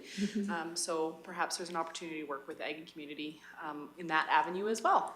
For sure. Yeah, I do know about that grant. I know about a lot of grants. We were trying to essentially get permission first before we go applying for money for nothing. That's fair. Awesome. Okay, so the motion's on the floor to accept the presentation for information. All those in favor? And that motion's carried. Thank you for coming in today. Thank you, everybody. Thank you. So with that, we have now our next delegation is from the STARS presentation. We have Ms. Shannon Paquette, She's the Donor Relations and Development Officer. And so with that, before we start, Shannon, yes, please join us. We would like to do a quick round of introductions, and then we will get started with your presentation. Okay? Oh, would you? Oh, sorry. Glenda, sorry, Glenda. I apologize. I'm just reading off the agenda item. Council, because she's been added to my team. Right. She's out of the Edmonton base, so that I can get to some of the other areas that I need to get to. So this will probably be the last time that I'll have this pleasure of presenting to you as council. And then Shannon will be bringing you your annual updates next year. All right. Sorry, I apologize. So No worries. Thank you for that. So we'll quickly do quick introductions, please. It's good to see you again. I'm Sydney Graham, Councillor for Division 2. Good morning, Daryl Lougheed, Division 3. Great to see you again, Jenny Melhoff, Division 1 and Deputy Reeve. Thank you for coming, Glenda. Michelle Swanson, Division 7, Councillor in Reeve. Good morning, Jordan Northcott, Division 4, Councillor. Welcome back. Neil Ratcliffe, Councillor for Division 5. Greetings, Brian Sarmack, Councillor for Division 6. Good morning, Mary Hagan, Director of Corporate Services. Good morning, Rhonda Sirhan, Manager of Financial Services. Good morning, Rick Emmons, CAO. I'm so glad to see you. The last time he wasn't here, and I really wanted to see him. There you go. I'll just So put that out there. So with that, Glenda, I'll just turn the floor over to you for your presentation. Thank you. So I'm Glenda Farndon. I'm Senior Municipal Relations Liaison for STARS. Recently just added 2 people now to my municipal team to help me to connect with all the municipalities across the province that we have been so fortunate to have on board to support, you know, the services that we provide for your residents. And next month is my 18th anniversary with STARS as well. So I thank you very much. I am fully dedicated to our purpose and our mission for your residents. So we'll get started with your annual update. First and foremost, you know, next year, STARS is going to be providing our 40 years. It's going to be our 40th anniversary of serving Albertans. So we're super excited about that, and bringing critical care anywhere. In a worst case scenario, STARS is your best hope. Here. So I'm sure that all of you had heard that, you know, finally this year we were elated to finalize another long-term 10-year service agreement with Alberta Health Services. Previously, we had a 10-year agreement, expired in 2020. We've been year to year ever since then. That was at 20% government funding. So we are beyond elated to have a block funding of $15 million per year for STARS annually. This still leaves us roughly 56% that must be fundraised. So of course that, you know, our Alberta Lottery is a significant part of that. That generates roughly $10 million net each year. But also then our corporate partners, our long-standing community events, you know, some are represented on the helicopter having been in place for more than 30 years, as well as all of our municipalities, which you are a part of and have been for decades. So we appreciate that. Currently, on the municipal sector, collectively, across the province, we're generating almost $2.3 million per year. So that's still, you know, sustainable funding to offset this 56% that we must continue to fundraise.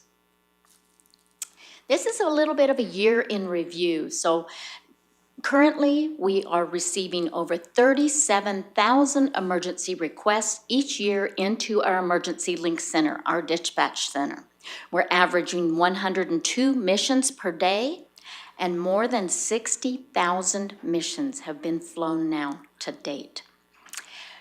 With all the increase in, you know, costs as far as fuel costs, medical supplies, you know, the demand is increasing. So we are now at $11.4 million cost per base in Alberta.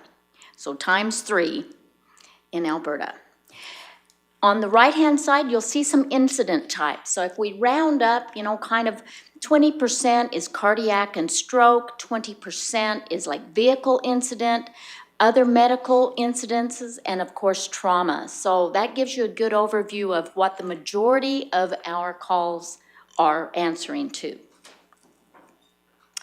This is going to update you on where we're at now with our municipal program across the province and into northeastern BC. Since my last update to you, we have added 10 more rural municipalities and 14 urbans. I just recently, a couple of weeks ago, I did present to your town of Rocky Mountain House as well, asking them to join the county in a collective rural regional partnership. So this shows you those that are still at a under $2 per capita rate. Our request has always been at least at a minimum $2 per capita. This shows you everyone that is doing $2 up to $90 per capita, everything in between. So we are very close to uniting the entire province in support of STAR services for Albertans. This is our municipal leaders in the teal. So 9 municipal leaders that have achieved more than $500,000 in cumulative support over the years and are actually represented on the helicopter. Their logos are on the helicopter. They have now moved into a fixed rate of support like yourselves on a standing motion, meaning we are a line item in your budget each year, so that provides, you know, significant sustainability. Last year, we welcomed Sturgeon County and had their logo unveiling, and this year in June, we welcomed the little community, or the little municipality of Birch Hills County. They had crossed that $500,000 threshold now, providing support for the northern base out of Grand Prairie for the last 18 years. The red outlines represent the regional leaders. These are those that have helped build partnerships within. Everyone that has a red border has every town and village that lies within their boundaries is also a supporter of STARS annually with their county or municipal district. So with Rocky Mountain House coming, if they will come on board, we will be building a regional partnership here within Clearwater County as well. So more to come with that. Together we are building a robust health and safety network for all. The white areas show you those that are remaining, with the exception of Lac La Biche. I was there a couple of weeks ago and they have come on board, and strongly, as over $2 per capita and on fixed rate and standing motion. So I had to submit this prior to being able to change the map for you. So it really shows that we are very close to having 100% support throughout the province. This is an almost 5-year overview up to October 10th of this year within Clearwater County for missions that have been flown by STARS. Now, also including your intercritical interfacility transfers where incidents have occurred in the rural areas. That patient was delivered to your local ambulance, or your local ambulance delivered your patient to the local hospital. And then, of course, because it was of a critical nature, STARS is called to intervene for these patients as well. So you can see that you have quite a busy hospital here as well, and the missions that we provide for this area. So in total, Clearwater County would average approximately overall 55 missions per year. That's quite significant. Also, though, you are very ideally located in an area that you are served and your residents by 2 bases, both by Calgary and Edmonton bases. So a lot of municipalities don't have that extra benefit, so that's really a great benefit to your residents in the area, especially in such a remote area and a vast area that Clearwater County has.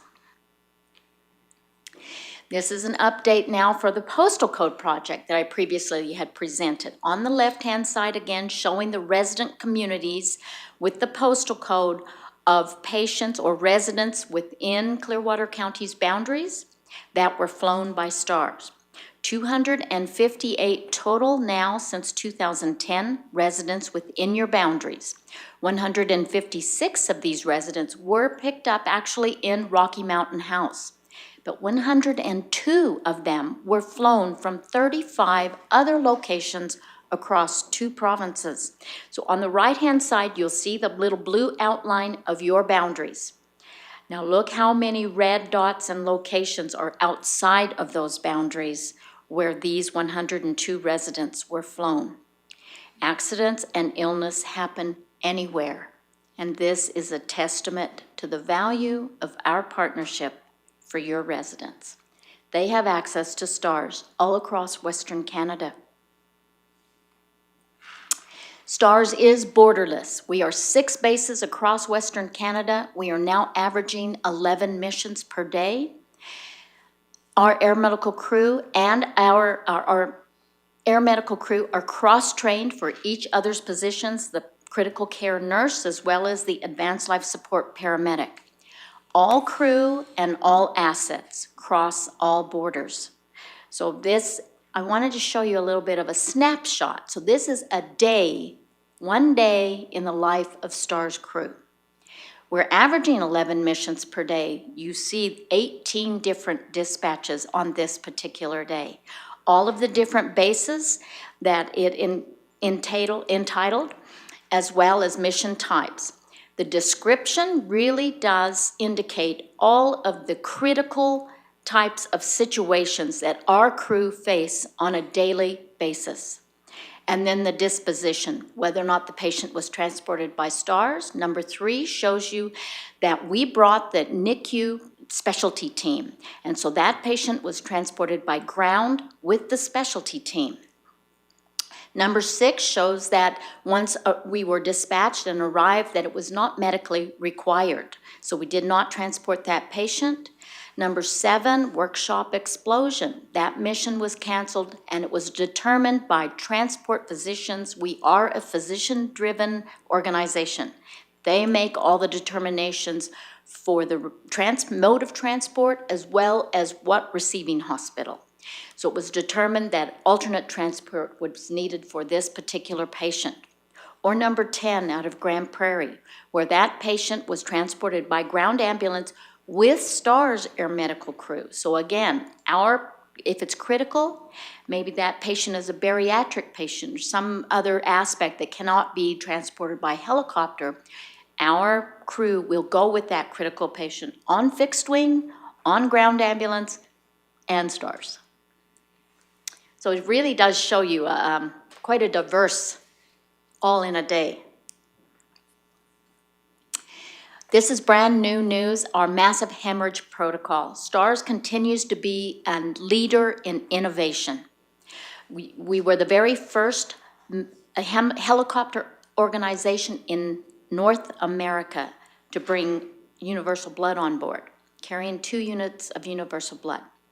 Now we have seen so many incidents of severe trauma that we've increased that to carrying 4 units of universal blood now. And then this was approved last October in Alberta, that now we also carry 2 additional blood products. So Octaplex and Fibrinogen. Both of these, one will reverse anticoagulation and the other will promote blood clotting. So if we are presented with a severe trauma patient after giving the first 2 units of blood, while we're en route to the hospital, we can apply these 2 products now, the massive hemorrhage protocol, to help support that patient not bleeding out before we give them the additional other 2 units of blood. So this is clearly an advancement in critical care. STARS, again, is the first. This is the first in Canada. So once again, we are staying on the leading edge of every advancement we can bring to our critical care program that we provide for your residents.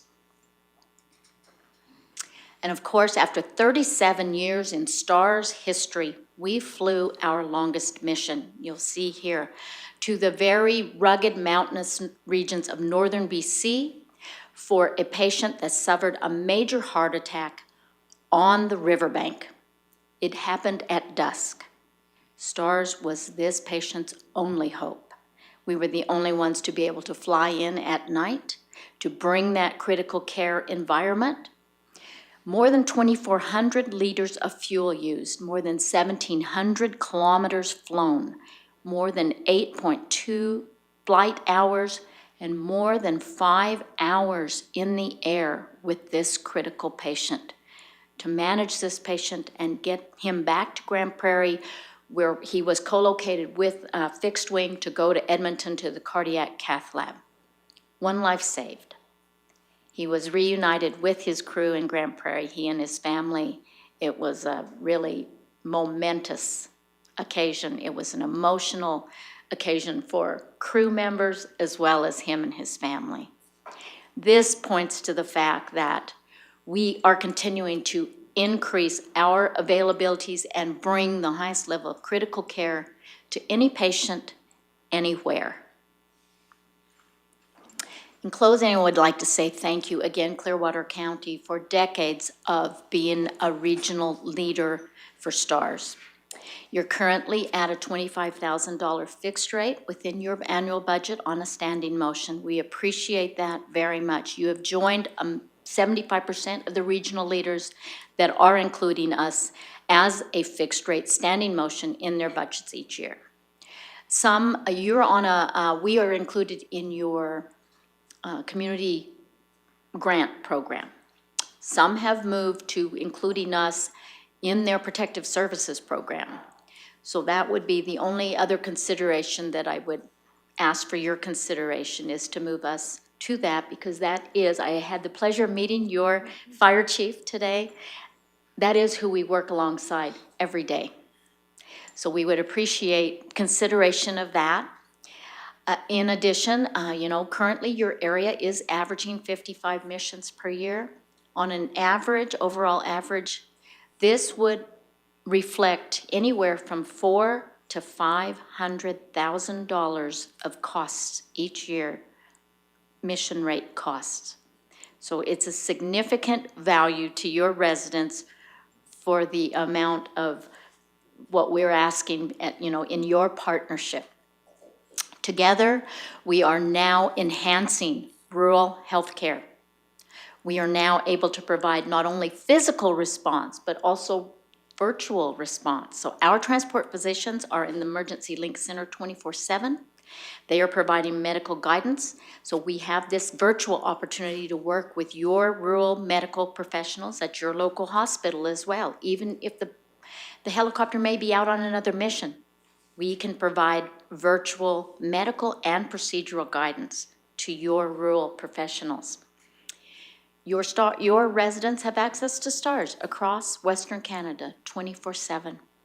But always remembering, almost 40 years now, we have maintained being a charitable entity, so no cost to the patient. A life is saved every day. But your partnership makes that possible. Thank you. Thank you so much, Glenda. It's very heartfelt, the passion that you have for STARS, and congratulations on your 18 years, coming up to 18 Thank years. you. It's fantastic. Does council have any questions for Glenda? Deputy Reeve Melhoff. Thank you, Reeve. I have one question. It's my understanding that search and rescue has now been added to your guys' dispatch portfolio, or in the process of being added to your dispatch portfolio. How is that going, or has it actually been implemented yet? We have done lots of different, over the years, we have had a memorandum of understanding with our CMP, and when they are, you know, lots of times, because we can be out the door in 8 to 10 minutes, so we will start the search.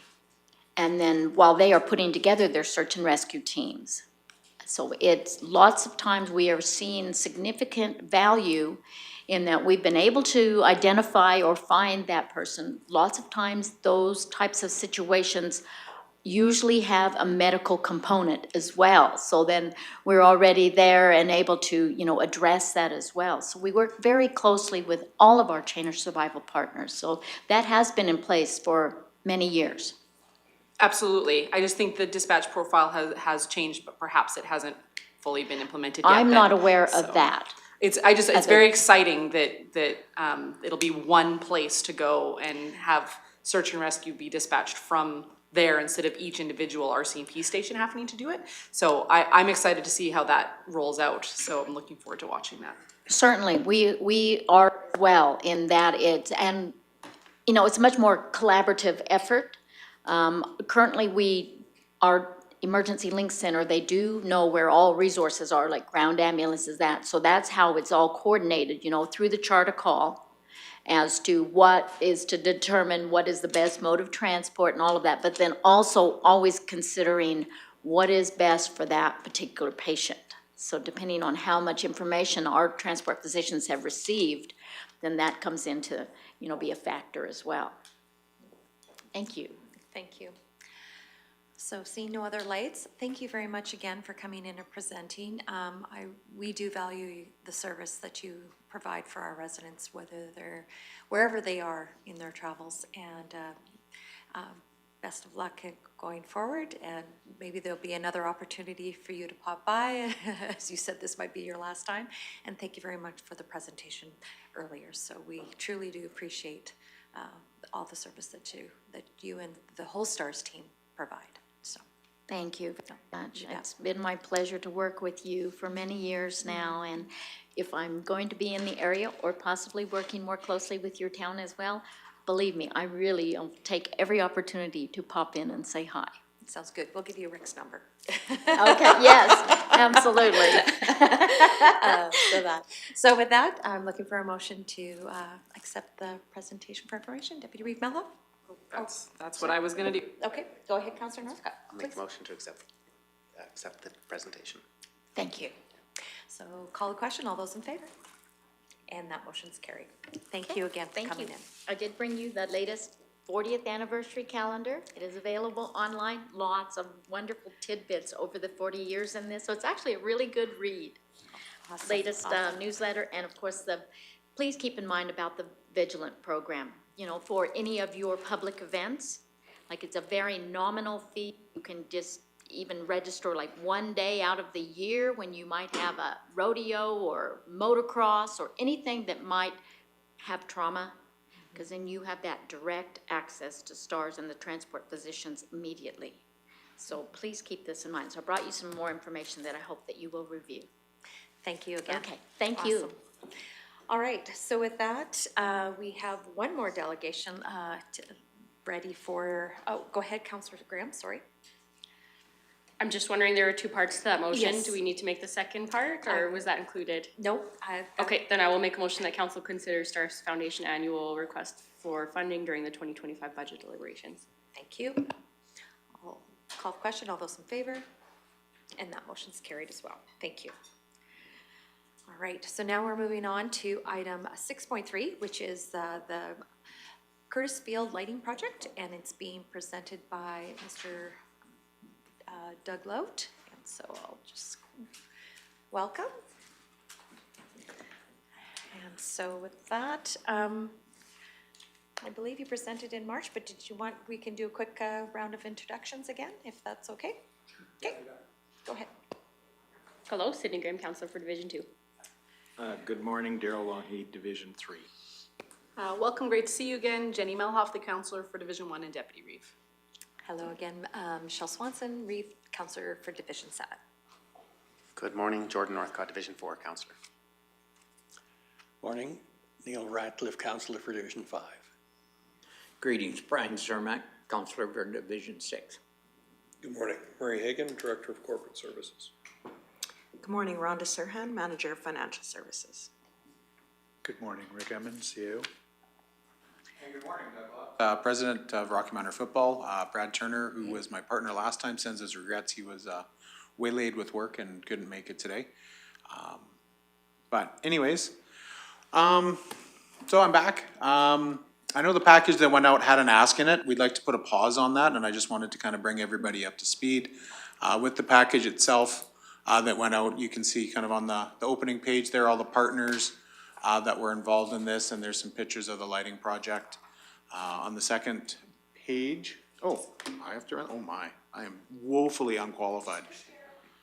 Okay, just in the wrong, hey, look at that. There you go. On the second page here, just some stuff out of the local media and some of the usage. There's a picture there from the grand opening, which I know some of you attended. It was a great day for the community. I mean, a great day for football for sure, and football definitely benefits from the lighting project down there, but it really is a community enhancement for everybody down there, right? The three teams that the minor football runs, the high school team will use it, high school rugby I know will use it, soccer will have an opportunity to do some of the things like other communities like Camrose does, maybe running under the lights games. I know in the past they used to do the cancer walks that lasted all night, and you'd had to bring in light towers and stuff like that. So this gives an opportunity for maybe some of those types of things to be looked at. We have a setting on the lights so that we can turn the bulk of them off. There's 4 towers there, and there's 15 lights on each tower. And if we just run the towers on the south side that face north with 3 lights on it, it lights it up more than adequately for skating, so that the skating oval can be used year round, and you can skate after dark without fear of breaking an ankle or something like that, because the lighting before really was quite inadequate down there. So, like you say, it's wonderful to have it down there. I know we use it for practices and stuff like that, and even before when we were running light towers down there, it just wasn't to the same. It was built to the spec so that if the high school were to run a night game for provincials, it meets the provincial requirements for that. So it also allows the area to bid on stuff at a provincial level as far as lighting goes for any night activities, because it meets the right lumens on the field in all areas. So, and Brad and his group with the help of Techmation and stuff did an amazing job getting things lit up. So when we were here in March, that was the ask we had. That was the budget sort of as it went. So we did come up obviously under budget with the initial grant that the application went in 2018. And the county and the town did split that 56,000 each went into it. We did have some unexpected construction overruns and some unexpected costs that we ran into going into it. We did decide that a project manager for the groundwork needed to be added to it. So we had somebody with some PM experience come in.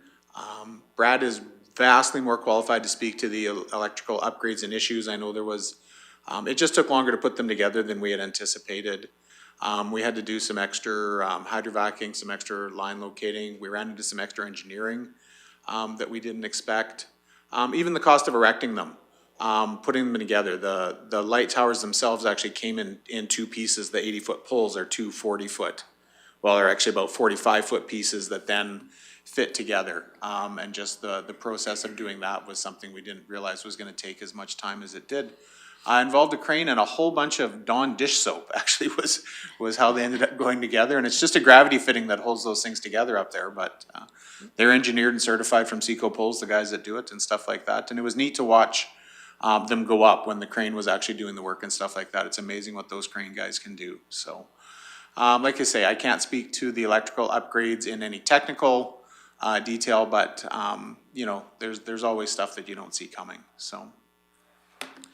So with that, this is sort of where we're sitting at.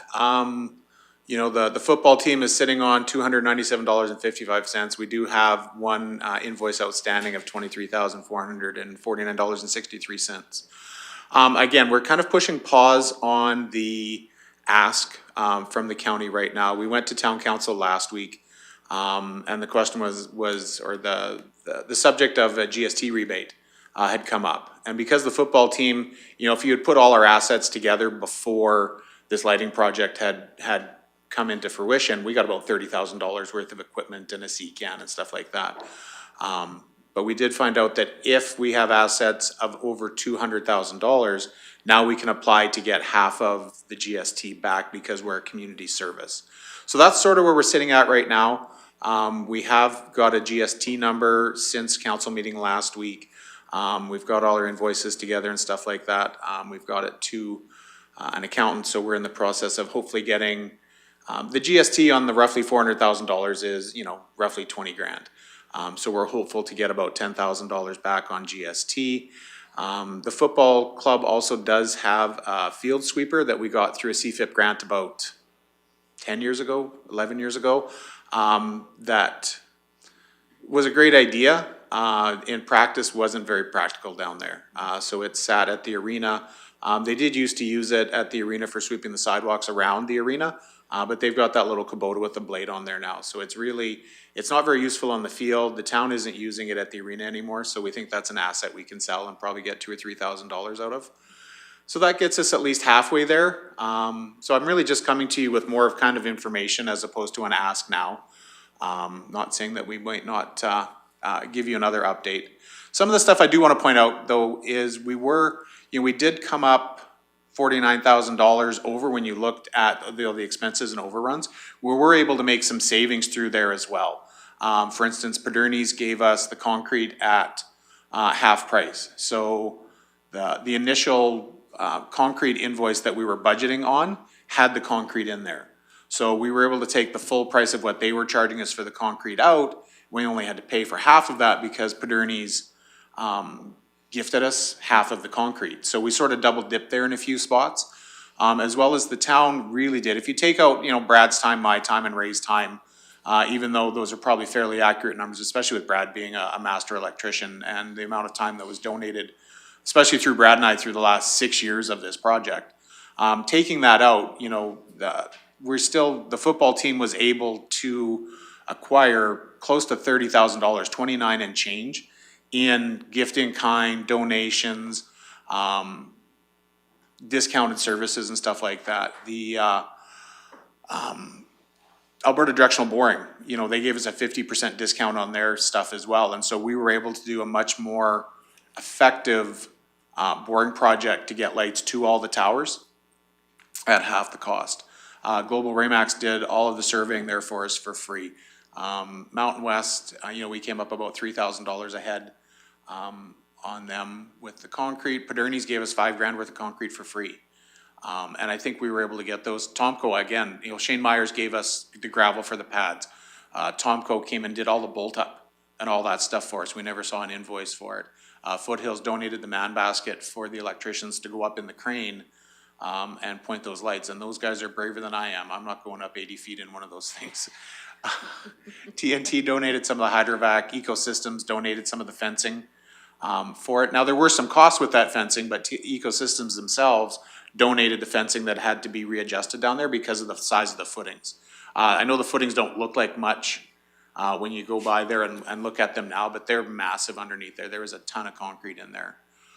So, like you say, the football team, we were gifted some of the Masters money for our kind of skin in the game as far as cash goes. And then we were able to procure $30,000 worth of donations to the project as well. So that's kind of where we're sitting with it now. We're hopeful to get this, the GST rebated back to us. And again, we didn't realize when we were going through the planning phase, we had looked at maybe, or the conversation was had, maybe like, can the town run this because the town or the county don't pay GST? And the town had decided, no, it really wasn't, it get gray with it being a CFIP grant, right? And with us being the CFIP grant holder, so we were just sort of told, well, the town isn't interested in doing it or doesn't feel it's under their purview, so you guys look after us. So we were just fully expecting to pay GST, which again, GST is $20,000 on a project that size, which, I'm not sure we accounted for GST in everything that we did or whatever, but. Anyways, we're hopeful to get that back. We're hopeful to sell that asset so that where our short run is less. And then we'll bring an update after that. So instead of an ask, like I say, we're putting pause on that right now. And I felt it was important. We had spoke to the town to come and speak to you guys as well. And A, let you know where our shortfall was, and B, what we were doing to minimize that as well. So. Well, thank you for that. Yeah, you Thank bet. you for the update on all that's happening. And so under the lights, it's been very well received by the community, I'm sure, especially this fall. Yeah, absolutely. It's been wonderful down there. We really have, and as a football coach, I've been, coaching football on and off for about 25 years now, and the last 16 or 17 with minor football. So we've been all over the province with this. And with the exception of places like ME Global Park, which are turf fields, and Sutter Place in Red Deer, again, which are turf fields, we for sure have the nicest grass field set up as far as lights and field. The town does do a great job, Jocelyn and her group. The field's in great shape. That way, and with the lighting on there, it really is one of the premier fields for sure within central Alberta, if not within Alberta itself. So including some grass fields that you see up in the cities and stuff like that. So it's definitely a wonderful community enhancement and something that I personally hope that, more groups in the county, or in the town and the county in this area take advantage of, because it's wonderful, so. Yeah, thank you so much, and thank you for the update and all that. So we will look for a motion at this time, if there's no questions, to accept for information. Councillor Graham? Just a little fun fact, my sister was driving the other day and let me know she could see the lights all the way out on Timey from the football field, so that's pretty remarkable. I think they've seen from space. That's been the only sort of negative feedback we've gotten, is the one set of lights on the north side of the field that point south. When you turn off at 52nd Avenue onto what would be 48th Street there, going towards Shoppers, it does sort of hit you in the face a little bit, so, but, we can also see the throw and kick a football down there, so that's nice. For sure, for sure. It's also great to see all the in-kind donations. We live in such a great community, and many of those names donate to so many things out here, so that's really great, and I'm glad that you touched on them as well. I'll make the motion that council receives the Curtis Field Lighting Project funding update for information as presented. Thank you. Any other questions? If not, I'll call the question. All those in favor? And that motion's carried. Thank you for coming in today. Absolutely, thank you for having me. I thank you for everybody's time. You bet. Thank you. So with that, we are now in the correspondence section, and so I will look at if there's any councillor would like to bring up any of those correspondence items. I know for myself, I would like to bring up the first one. That's the Central Alberta Elected Officials invitation that came to me through Innisfil Mayor Jean Barkley, and so we are invited, or those that are invited that would like to kind of attend for friendship and dinner on the November 13th. So I would happily make the motion that if any councillor would like to attend, that we would, I guess it's make the motion that any councillor can attend, and to let Jana know, and she will make those registrations. Does anybody have any other comments to that? If not, I'll call the motion. Question, all those in favor? Okay, that's carried. Also, if there's no other lights, on the business tourism forum that is happening on October 30th, next Wednesday, that is being put on by our own Clearwater County. I know I'm interested in going for the day, but I will, if someone wants to make the motion for attendance, for councillor attendance that day. Okay, Councillor Graham. I think just let Jana know. I think we have our deadline to register is tomorrow, so we still have time for that. So call the question. All those in favor? And that motion's carried. Also, we got the two STIP programs, or the STIP program. We've been allocated some funding for a bridge and for the resource road. So that was great news to have that information come forward. I would imagine that will be part of our strategic planning session at the end of October. So if no one has any other questions, I'll look for a motion to accept correspondence for information. Deputy Reeve Melhoff makes the motion. All those in favor? And that motion's carried. So looking at the time, I think we will take a quick 10-minute break, and then we'll come back for a closed session.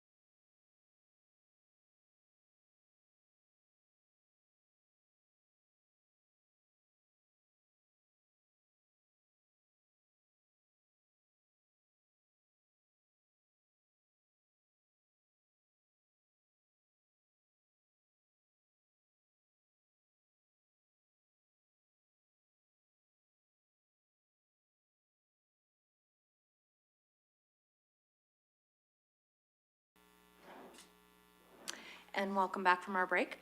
We are now at the closed session of our agenda, and so looking for a motion to go into closed session. Councillor Lougheed, thank you. All those in favor? And that motion's carried.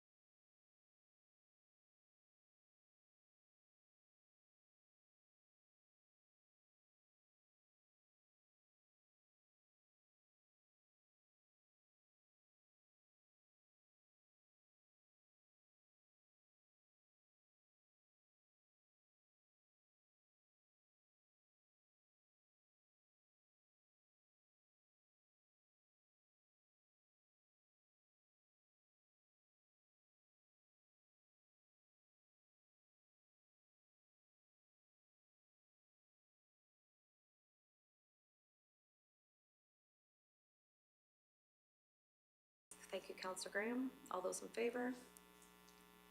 Okay, thank you. Welcome back. We're out of closed session. We have one motion in regards to item 11.1. And I'll turn it over to the Deputy Reeve. Thank you, Reeve. The council directs administration to advertise the sale of Lot 10, Block 5, Plan 2320829 as below fair market value in accordance with the lots sales policy, subsection PD/1000. Thank you for the motion. Any other comments or questions on the motion? Councillor Northcott? I'd like to request a recorded vote. Okay. Thank you. If there's no other comments or questions, I will call the question. All those in favor? Those opposed? And that motion's carried. Thank you. So with that, we are going to have a break now for our lunch and come back in about 30 minutes.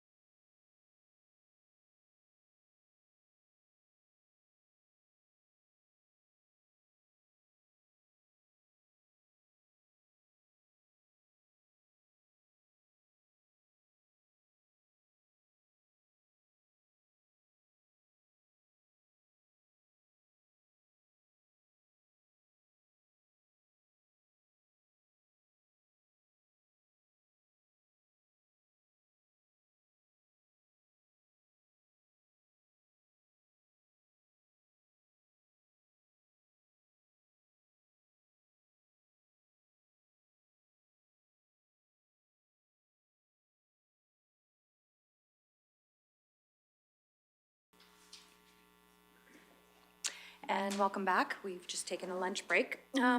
We have one more item to discuss in closed session, so looking for a motion to go back into closed session. Councillor Lahi, thank you. All those in favor? And that motion, Councillor Ratcliffe? Yeah, you're in favor of going close? Yes, okay, thank you. Just confirming. Carried.